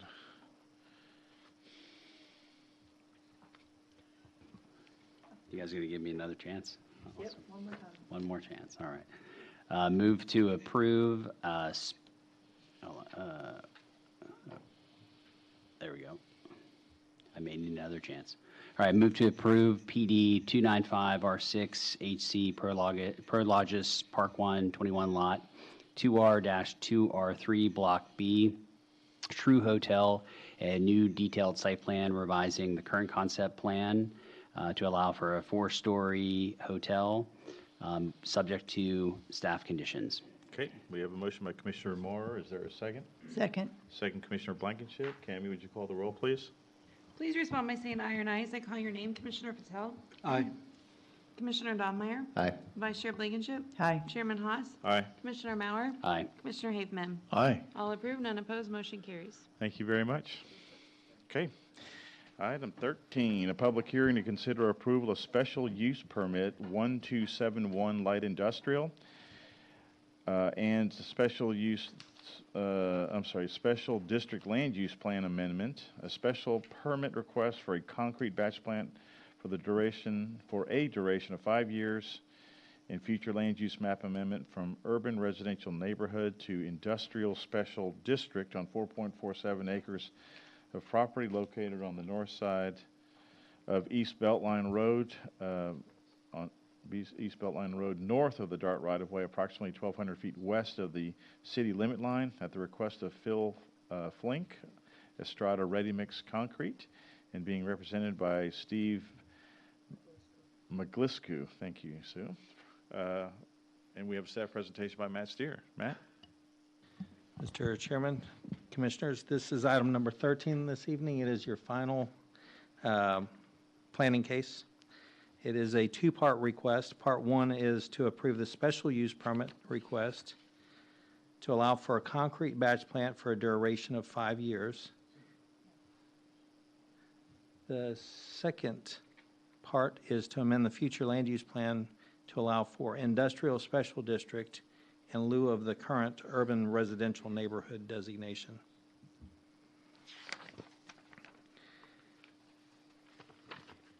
This is a special use permit request to allow a concrete batch plant for a duration of 5 years on 4.47 acres. Special use permits are required for a batch plant that's planned to operate for more than 6 months, which is what is being requested.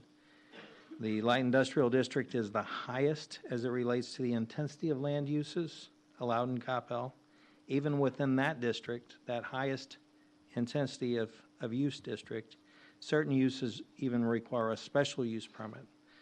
The special use permit gives council discretion on whether or not to allow certain uses in specific areas. As submitted, the proposed site plan, tree survey, landscape plan, and elevations are incomplete and do not comply with the zoning ordinance. The site plan does not have the 24-foot fire lane easement shown. The landscape plan and tree survey are not signed and sealed by a landscape architect and do not correctly identify the trees and shrubs being planted. The shrubs should be planted around all vehicular use areas. The elevations and details do not include screening wall for the material storage area, nor is one shown on the site plan. Property does not comply with the subdivision ordinance, which requires all properties to have public road frontage and have utilities. The property actually fronts on the DART right-of-way. It's got a Lone Star gas easement and a TRA easement in the front. It appears that this property has been bought and sold without being platted, which should not have happened. Prior to any permit being issued for this property, a plat will be required, and staff recommended to the applicant that they bring a plat concurrent with this request in order to resolve the deficiencies. That plat proposal was withdrawn after it was determined that there was not going to be sufficient time to prepare it for this meeting. So here are the elevations of the proposed office building and water tank, portable restroom, and the batch plant and silos. You can see one of them's 56 feet in height, and there's 42 foot in height. I'm not sure if that's the same, maybe that's the same structure. And then there's a temporary office building that's going to be a Confederate gray color. The water tanks appear to be 12 feet tall. The second part is to amend the land use plan. So right now, the current property is shown right here. They're proposing to amend it from urban residential neighborhood to industrial special district to match their batch plant use. So the purpose of urban residential neighborhood is to provide areas for a wide variety of higher density residential uses, typically greater than 4 dwelling units per acre, that serve the needs of residents seeking alternatives to low and medium density single family detached housing. These areas may serve the needs for first-time homeowners, empty nesters, and other residents seeking to downsize. So this is the same district that Mary presented in her case that they amended it to. The uses allowed within this land use category of the future land use plan are townhomes, apartment/condominiums buildings, also small lot, single-family attached and detached dwellings, and the like. So within the industrial special district, the purpose of this land use category within the 2030 Comprehensive Master Plan is to provide areas for employment and light industrial activities typically dependent upon good transportation access to highways, rail lines, and airports. Uses allowed are medium to large scale warehousing, light manufacturing, wholesale storage and distribution, showrooms, office warehouses, research and development, technology centers, and ancillary retail, service, and restaurant uses that serve the employees within that district. We would not recommend that the land use designation be changed either. In terms of mailing, we sent 4 notices within 200 feet. We did receive one in favor, who is the property owner, and I believe owns the adjacent property to the east.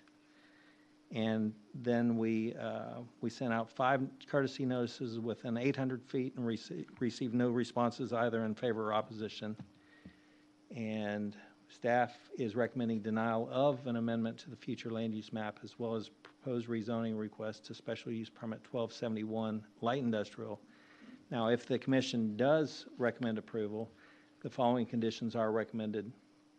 The property be platted and waiver to the public road frontage and utility requirement of the subdivision ordinance be obtained.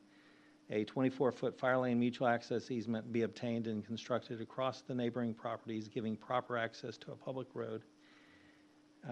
3, due to drastic changes in the proposal since the original resubmittal, staff has not had adequate time to review the plans. Therefore, any significant change will require an amendment to the special use permit. 4, any work within the floodplain limits would need to comply with the relevant floodplain management requirement. And 5, there may be additional comments at the time of building permit and detailed engineering review. And that concludes my presentation. I'd be happy to answer any questions, and the applicant is in the audience as well if they wanted to present or answer any questions. So the applicant's asking for a 5-year permit. So could it be obtained other than creating a zoning change? No. Okay. Any other questions of staff by the commission? Okay, is the applicant here to present the case?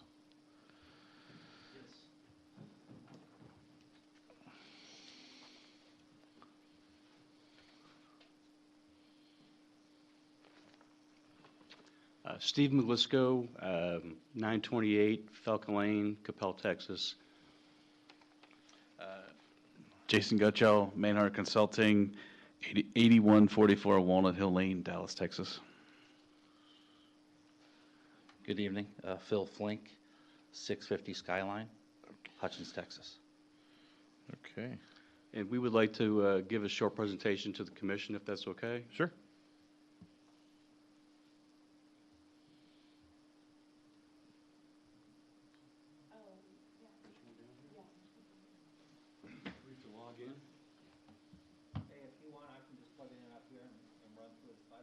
That'd be good. Sure. Thank you, Matt. Thank you.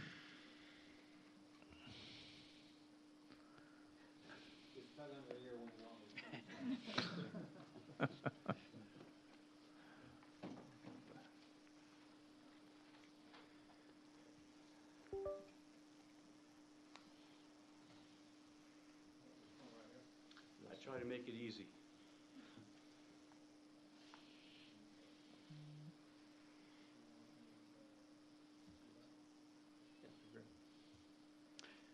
Hi, good evening. Thank everyone for hanging in there with us. Last on the agenda here. Matt did a great job describing the project. This slide is the properties nearby. We are the 1760. This shows the existing SUPs in the area to the east. And as we can go to the next slide now. So this slide shows the proximity of the site within the city limits, far east portion of the city along Beltline with lots of existing light industrial in that area adjacent to us on both sides, and as you continue east towards Route 35. Yeah, next one. Like I said, here's the aerial showing the existing light industrial is this area with the existing uses labeled storage yard to our west, auto repair, and an existing batch plant, 2 properties to our east, and excuse me, a masonry contractor at the entrance. There is an existing agreement between the properties for access. We're going to enhance that as we move forward with our plat for access to the site. If I could ask, who's on the site now? Go ahead. So currently, the site, the way as it exists, when Archer Western finished their rail line project, they moved off the property. It's basically vacant at this point. Oh, okay. Yes, sir. Thank you. Yeah, I'll touch on just a couple engineering aspects. Do we have a site plan? Is that the next one? Or okay, well, go to the next one. So this is an aerial with our site plan and landscaping shown. Since the first submission, we met with staff and clarified some existing uses. The utilities will be all on site. You saw the portable toilet. Water will be brought in. We have a fire tank that we're going to provide for fire suppression. We talked with that with the fire chief. His only concern would have been is the trailer. So we've eliminated some of all the utility extensions into the site, so that simplifies things for the operation significantly. Also, regarding drainage, on the closer site plans, where the 100-year floodplain kind of skirts our property, comes in a little bit into our landscaped areas, but nowhere are we proposing any new construction within the floodplain. Similarly, where this whole area is pretty flat, we're not looking to change grades or do anything like that, and we're actually reducing the overall impervious based on what we're seeing out there with the former use. Matt, if you don't mind, could you just go back a couple slides? One more, please. Okay. So our presentation tonight will be kind of two additional people. I'd like to just kind of go over a high level of what we're asking, respectfully requesting. Secondary to that, my counterpart, Mr. McGlisco, will go into some very detailed facts about the property and how we plan on getting there. Okay. If you take a moment to kind of look at what part of town the property's in, I would contend that this isn't your typical Coppell site. The property itself and basically the existing use. We'll pull up some aerials here in the future. I'll show you kind of where the floodplain's at and some of the other constraints of the existing use that's there. But to evaluate this property, it can't be done by just simply checking a box. Now, we feel city staff has done an excellent job following the guidelines that they have to stay within and, go through the boxes, check the boxes, ask us to supply.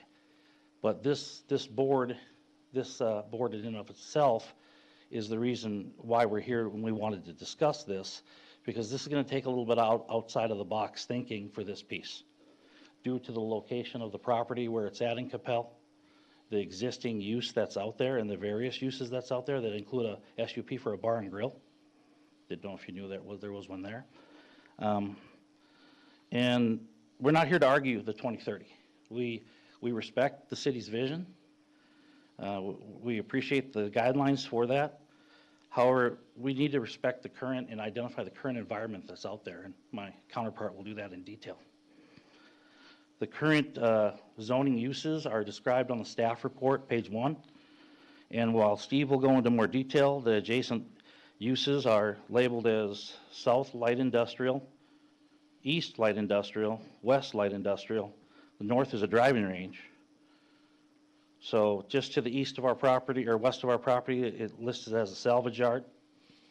Then there's our property. The property owner to the east, which is a salvage yard, I believe they were the one that commented in favor. Just for clarification, the owner of the property in question we're talking about does not own the salvage yard either. It's not the same owner. So it's a separate owner that turned in a favorable on our behalf.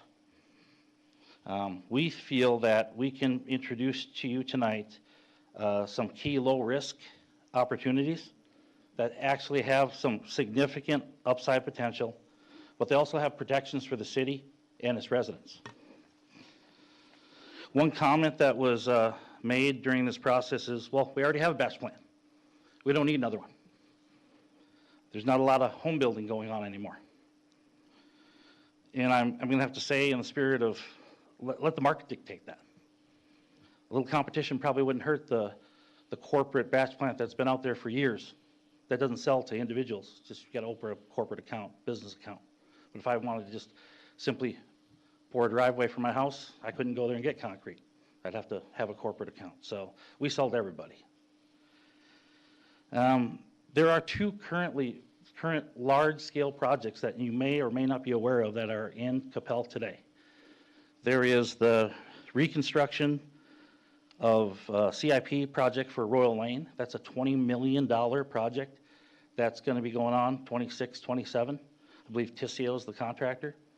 I would imagine that there's going to be a large amount of concrete required by Tissio, and wondering kind of where they're going to get it from. Additionally, there's an annual resurfacing contract that just let. It's an annual contract that's, I think it's extendable for 4 years, in which the city identifies infrastructure needs, panels that need to come out, be replaced, and report. I can only assume there'll be a high demand for concrete there.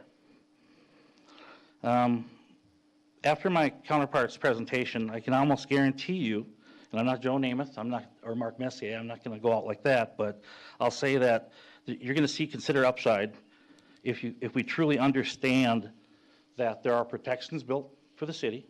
We're asking to determine the use tonight. We still have to go to council, assuming we get your favorable recommendation with conditions we agree to. And then separately, we still have to come back in front of you and put our money where our mouth is. We got to get a plat. We still have to go through that whole process. We're willing to take that risk because we believe in the project and we think we've done our homework. So at this time, I'd like to turn over the project to Mr. McGlisco for his portion of the presentation. Thank you. Thank you, Phil. Matt, could we go to the next slide, please?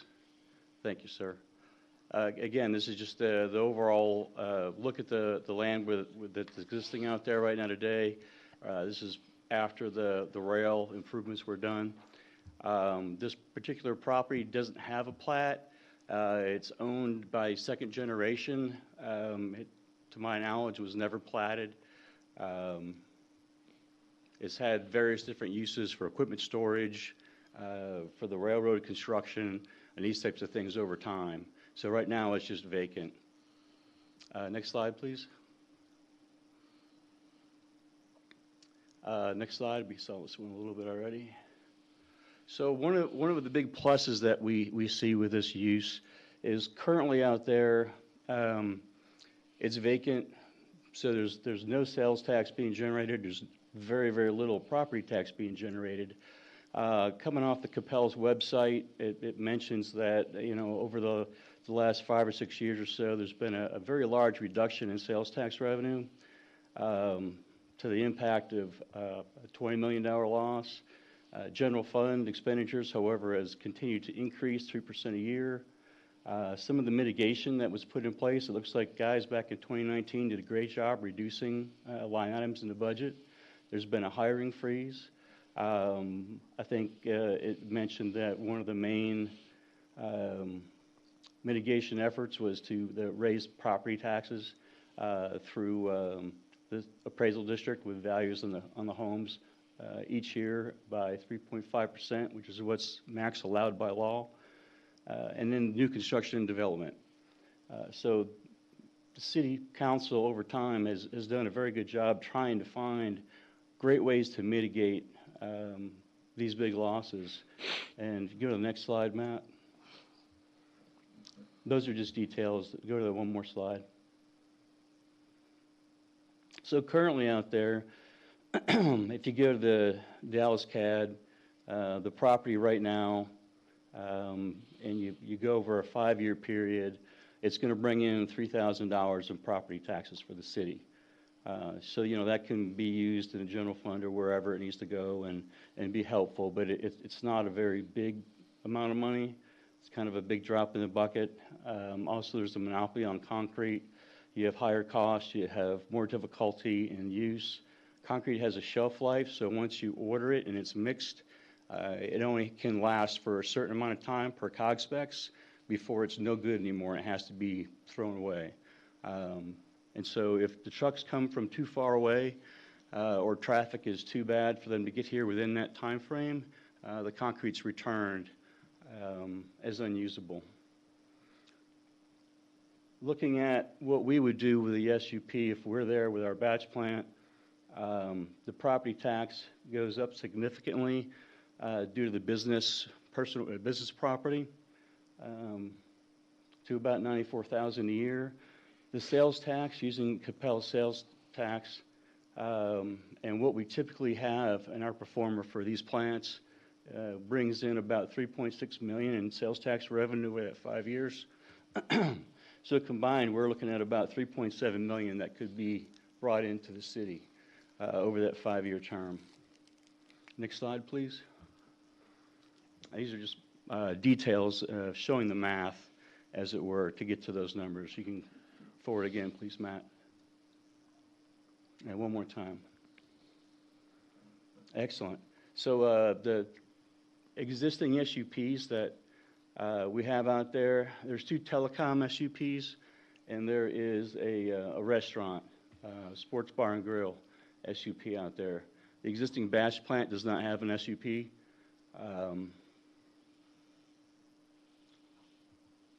And then you can see south, there is also an SUP on the south side of Beltline.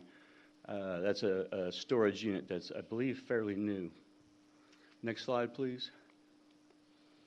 So this is just a look at existing conditions.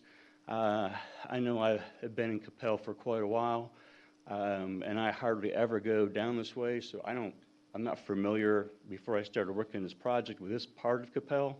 And I'm going to make the assumption that maybe some of you are not as well. So I think it's good to actually look at what's there right now. So the railroad is elevated with a new passenger rail. It screens the whole property pretty well. That's a look as you're standing on Beltline, looking north into the property. Next slide, please, Matt. This is showing the floodplain and the floodway. So the property to the west of us, which is a pretty large storage yard full of equipment and various materials, is almost all in the floodplain, and it looks like a little bit of floodway. Our piece, where the logo is, there's a little bit of floodplain in the back. We're not looking to make any changes or do anything to the floodplain at all. But the whole area is kind of contained on all sides by either the rail or the floodplain or floodway. Next slide, please, Matt. So this is the storage yard. It's a non-conforming use with the 2030 future land plan of urban residential. It's mostly floodplain. There's some floodway. You can see there's a lot of abandoned equipment there. There are berms on the far west side to help screen it from the apartments. And there's also trees along that western border. Next slide. Just to the other side of us is an auto repair yard. They've got a significant amount of vehicles that are parked out there all the time. It looks like some of them may have been taken over by the facility. They've got a lot of workers there. But they're also non-conforming with the use Matt brought up. There are potential environmental issues if this was to change and you had a residential group come in to work on. I don't know that they need an SUP, but there's not one there. And it also probably brings in some good sales tax revenue, which is kind of what we're trying to do as well. Next slide, Matt. So the existing batch plant, after a short rain, their whole area floods. They have a little pump they turn on, and they pump water out into the bar ditch across the access easement. So this is, again, a non-conforming use. Lattimore used to own it. It's now owned by, I can't read the sign on the silo up there, but it's one of the groups that took over a lot of Lattimore's assets in the past. It's a little bit larger than what we have and we're proposing. And then I was informed that you can't have any kind of logos or names on the actual plant, batch plant itself. These guys have one up there. Next slide, please. And on the far side, there's the sports bar and grill, and it's actually shared with a rock general contracting group. They also have materials. You can see in the parking lot, there's a whole bunch of folks that are there at the bar and grill. It does seem to have a pretty good amount of customers in use. I've not been inside, but I've been to their website. It looks like it's been there for quite a while. There is a fire lane in existence through their parking lot. You can see the red line. It's right behind the cars that are parked there. And that turns right off and accesses Beltline Road through a railroad crossing. Next slide, please. So in looking at just kind of if you're going to change this to urban residential, there's a lot of steps that have to take place. And there's a lot of different owners out there that are going to be, have been there for quite a long time and are not going to necessarily want to change. There's definitely going to be some flood study and reclamation work. You're definitely going to need to do some environmental reports and looks. And you guys can look at some of those, terminate some of the existing SUPs. I would guess my experience is with land development since probably about 2001. And this kind of a project would definitely look for some public financing. I know the groups that I've been with in the past would definitely want some help with this just because of the fact that there's going to be a lot of site cleanup required. You're going to need to probably purchase the entire property in order to get residential in there. I would assume they're going to ask for some public financing, whether that's a pit or TERS or whether that's something else that they can work out with you guys. I just see that as another step in the process of getting it to the urban residential. We're not trying to really make any change. If you guys want the urban residential in 2030, that's why we came back and we limited this to 5 years. Originally, we just wanted it changed, and we were going to try to have the batch plant there, as long as it was economically feasible. But we decided to change it to 5 years so that, if you guys wanted to make that transition to urban residential, that would be a possibility and a much easier transition. Next slide, Matt. So the benefits of a second batch plant in Coppell. Currently, I mentioned earlier, the 623 a year for 5 years gives you the $3,000. The SUP brings in 3.7 over the same 5-year time frame. And then, if it doesn't get renewed, we could be gone, and you guys have 3.7 instead of $3,100. The residents, as my associate mentioned, we sell to everybody. Our pricing is usually a little bit less than everybody else's. So I have just an example of a driveway. A typical driveway is about 30 yards. $200 is what we are assuming that the price is. Most of the large commercial guys charge $200 a cubic yard. So that's about $6,000 in concrete, just materials to replace your driveway. We sell for about $145 a yard. That saves the residents about $1,600. We're a family-owned business. We want to engage with community. We want to engage with the local businesses, the ISDs, the city itself, whatever we can do. And as part of that, we try to be very competitive in our pricing. And then next slide, Matt. I think it's the last one. Ready? Yes, sir. Yes, sir.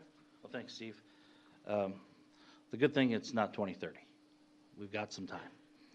We've got a sunset provision in our request. We're coming in front of you respectfully and letting you know we acknowledge the current future land use plan. We wanted you to have a better picture of what's out there today, to understand the current environment, the current batch plant, the current barn grill, the current storage yard, the current other uses.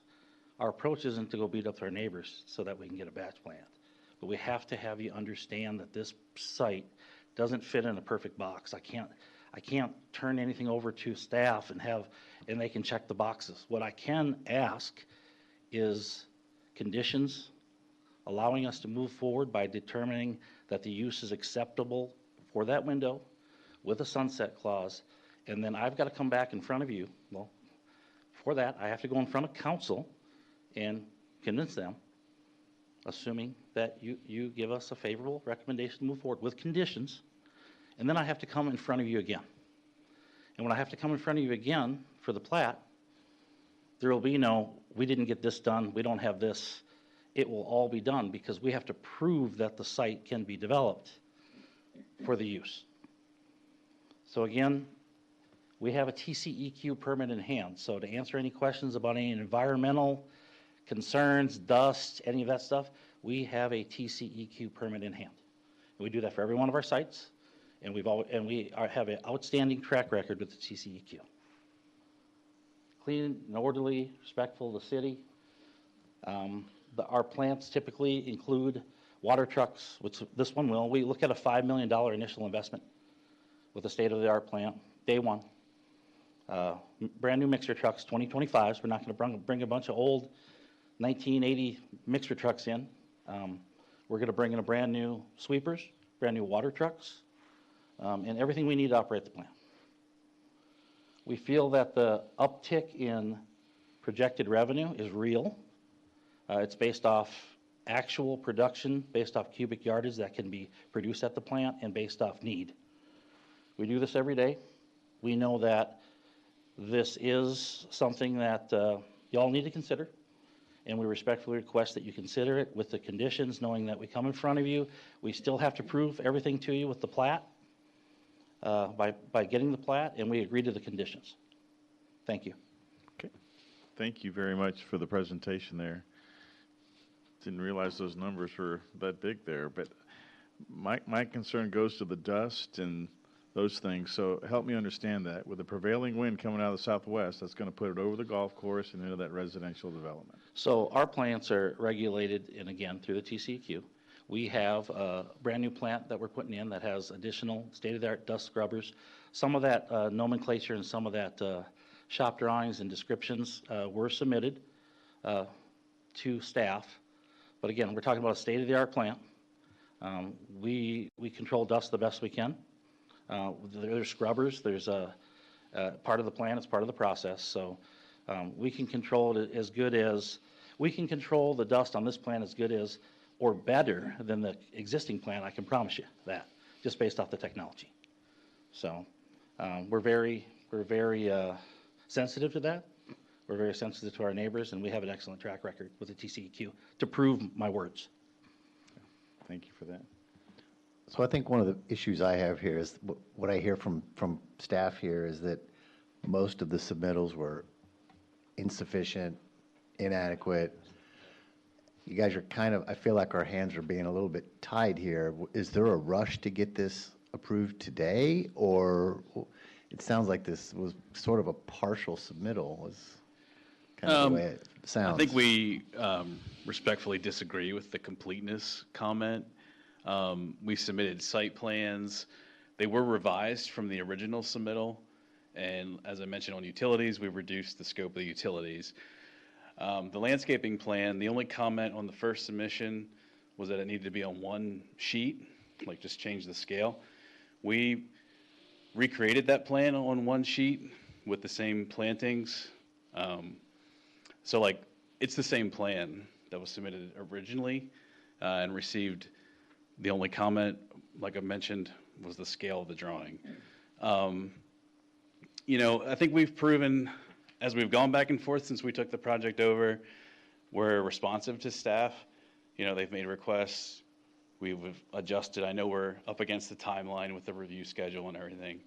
One other request that was made that, excuse me, was a preliminary drainage plan. We pulled that together and gave it to staff. You know, there really is no drainage proposed. We're reducing the impervious and the, you know, the site is, there's zero vegetation out there now, a couple trees, but nothing really that helps water, you know, get into the ground. So, you know, we're adding grass areas, additional trees, screening on our landscaping plan. There's a fence around the whole property with solid screening, and then we'll add the screening for the materials, you know, as needed. So we've given elevations of each of the structures as requested. As far as an SUP submission, it's a site plan and the architecturals. The landscape plan is quite detailed. An additional drainage study or drainage plan, was submitted. Again, to directly address your question, sir, we don't want you to feel rushed. We don't want to feel like we've got you cornered. We want to be able to address your questions. We want to point out that there is a sunset clause in what we're asking. There's protections for the city. We still have to come forth and plat the project. We accept the conditions. So we take the risk as an owner to then fund the project and move forward to the next step. And we acknowledge that risk. And at that time that we turn in the plat, any such questions that remain related to the conditions will be satisfied. So again, we do have to come right back in front of you again. So at that point, I come in front of you and I don't have my homework done, you kick me out of the room, right? That's kind of where I'm at, to be straightforward to where we're at. Thank you. So Matt, what does that look like, this sunset clause, and what is, in reality, what all are we dealing with if this thing were to advance out of here? So it's an SUP for 5 years. After 5 years, it goes away.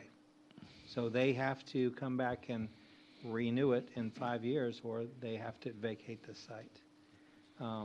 That's basically. And there's a process, a public process.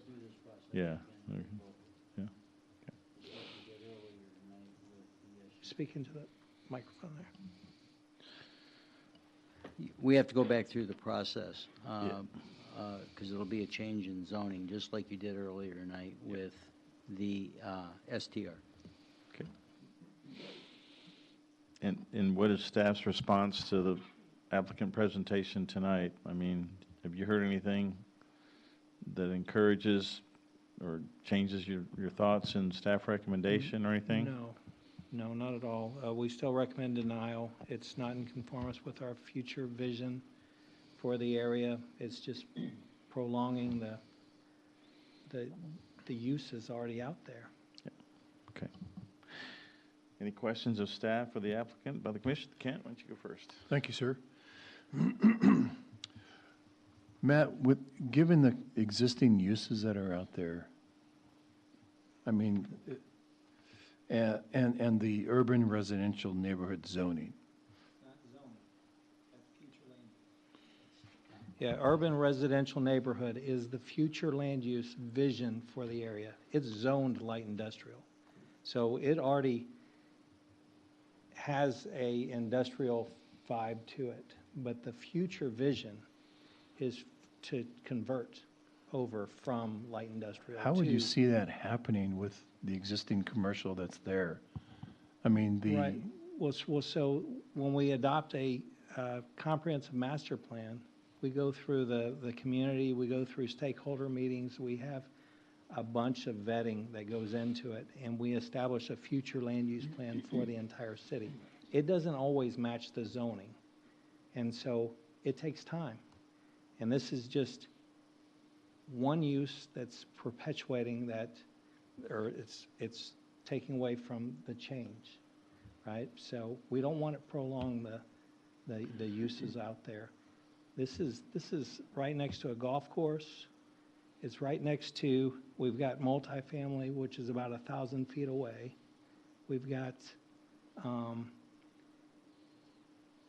we've already got complaints from that neighborhood, that multifamily neighborhood, about the DART crossing. So we're recommending that be a silent zone on Volley Drive. And that's on the other side of the batch plant, the existing batch plant. Mm-hmm. So that's a long-winded answer, sorry. Well, no, it's curious to me because, I don't know. We have very little vacant land in the city. So we've got to start redevelopment. It's got to start somewhere. Mm-hmm.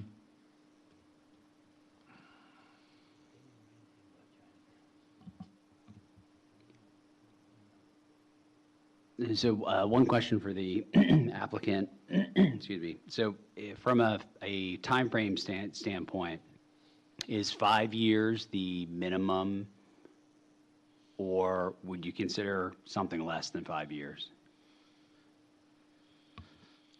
In good faith, we would consider something considerably less than 5 years if that doesn't mean it changes what we're here for tonight, and I have to pull it from the agenda and come back through, like I had to do last time, to be honest with you. We would consider a shorter window. If the math adds up from now, honestly, it's going to take us a business quarter or so to get ramped up after everything's done. It's probably going to, another, how many months to go through the rest of the process? With the plat and everything, probably 3 to 4. So really, we're looking third quarter this year up to the point where we could even start. So again, we're here in good faith to try to figure out a use. We feel that the $4 million is real. My fear is that long-term, or in the short term, which we're talking short term, that if nothing's done, the site's just going to the property's going to kind of sit, and the city's going to get their $3,000 over the 5 years, or we can generate some serious tax dollars and we can benefit the area. And that's what we're trying to do.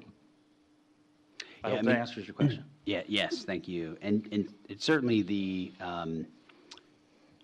tax generation is interesting. I think for the purpose of this body, it's not something we consider. For city council, certainly, but it's not, we're through the lens of land use and not tax generation.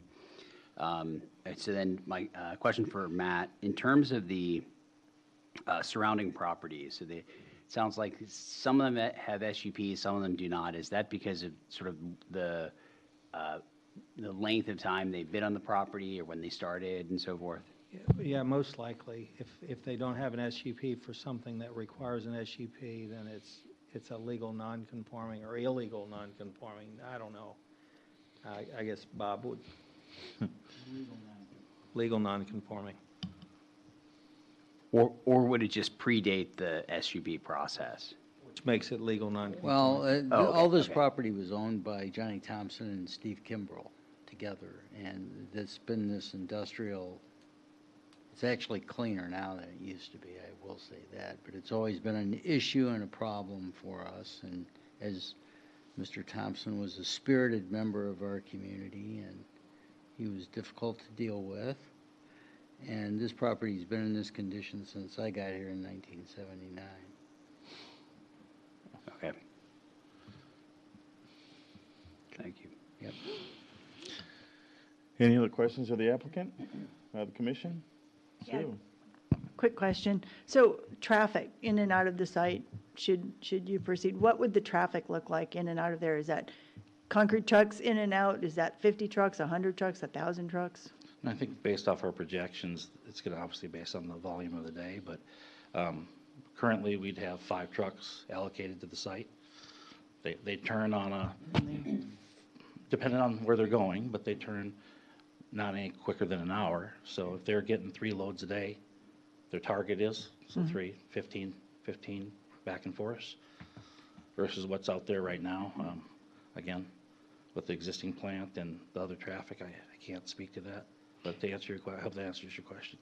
And which way, once they got onto Beltline Road, I mean, would the traffic split be? Would it be 30% to the east and 70% west, or what would that split look like? If we were servicing the city of Coppell site with the concrete, we would most likely go into Coppell. We're on the northeast corner of the project. If we had a preferred route for materials and so forth, we would head straight to George Bush. We'd straight to 35, which within, I don't know how many feet it is from the site to the city of Carrollton line. I think I might even be able to throw a rock and hit it.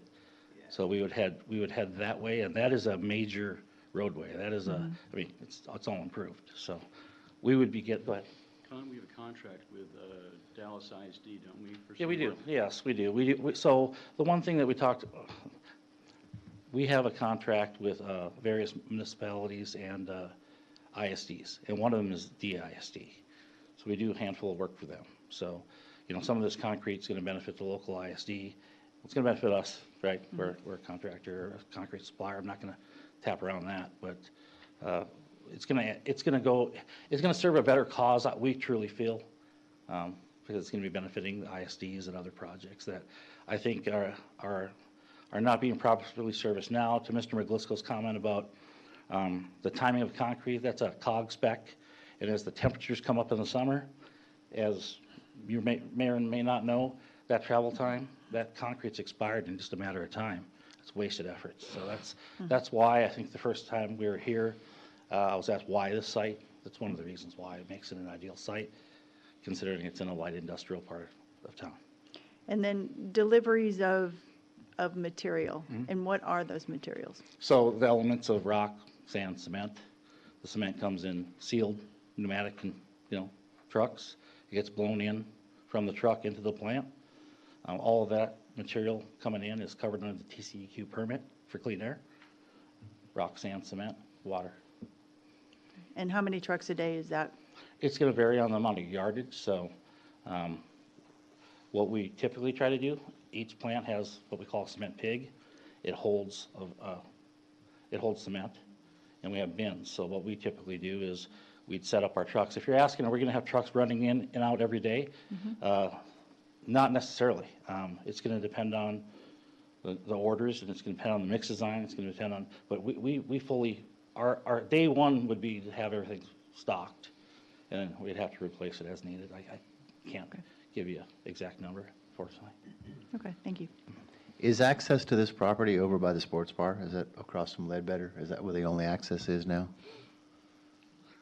Yes, so across from the old sports bar to the south, all that land there with the storage units, which is light industrial as well, you go up and over the rail line to access the property. So to Mr. McGlisco's point, the reason why the line of sight or the rail line's elevated, you actually go up and then back down. So the road is actually lower than the rail line significantly. It acts as a natural buffer and berm. And what kind of concrete would you be making at this facility?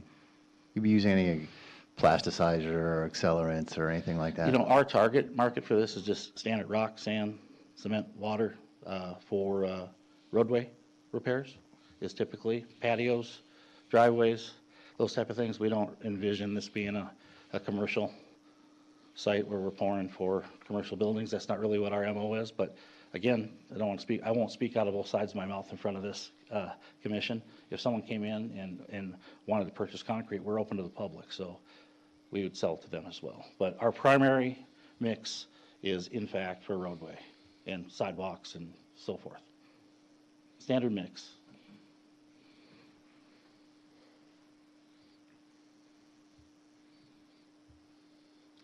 Any other questions of the applicant? Okay, thank you very much. This is a public hearing. Is there anybody who'd like to speak for or against the proposed application? Seeing none, I'll close the public hearing. Discussion by the commission? Is there a motion by the commission?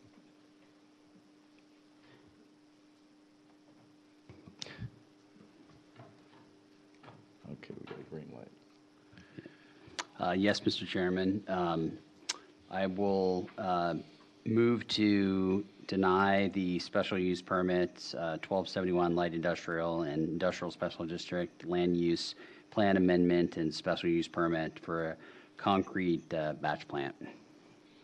Okay, we have a motion by Commissioner Marr. Is there a second? Second by Commissioner Haas. Cammie, would you call the roll, please? Please respond, sorry. Please respond by saying aye or nay as I call your name. Commissioner Patel? Just to clarify, aye means we're in favor of denial. Correct. Correct. Yes. Aye. Aye. Vice Chair Blankenship? Sorry. Aye. Chairman Haas? Aye. Commissioner Maurer? Aye. And Commissioner Haveman? Aye. All approved, none opposed, motion carries. Thank you very much, guys. Okay, item 14 on the agenda is update on council actions. Matt, Mayor, are there any items to review from the previous council case? Yeah, I believe the mansions was the PD ordinance for the mansions project was approved. Okay, and then Samit, welcome to the Planning and Zoning Commission. Look forward to working with you over the year. And with that, item 15 is adjournment. The time is 10:12.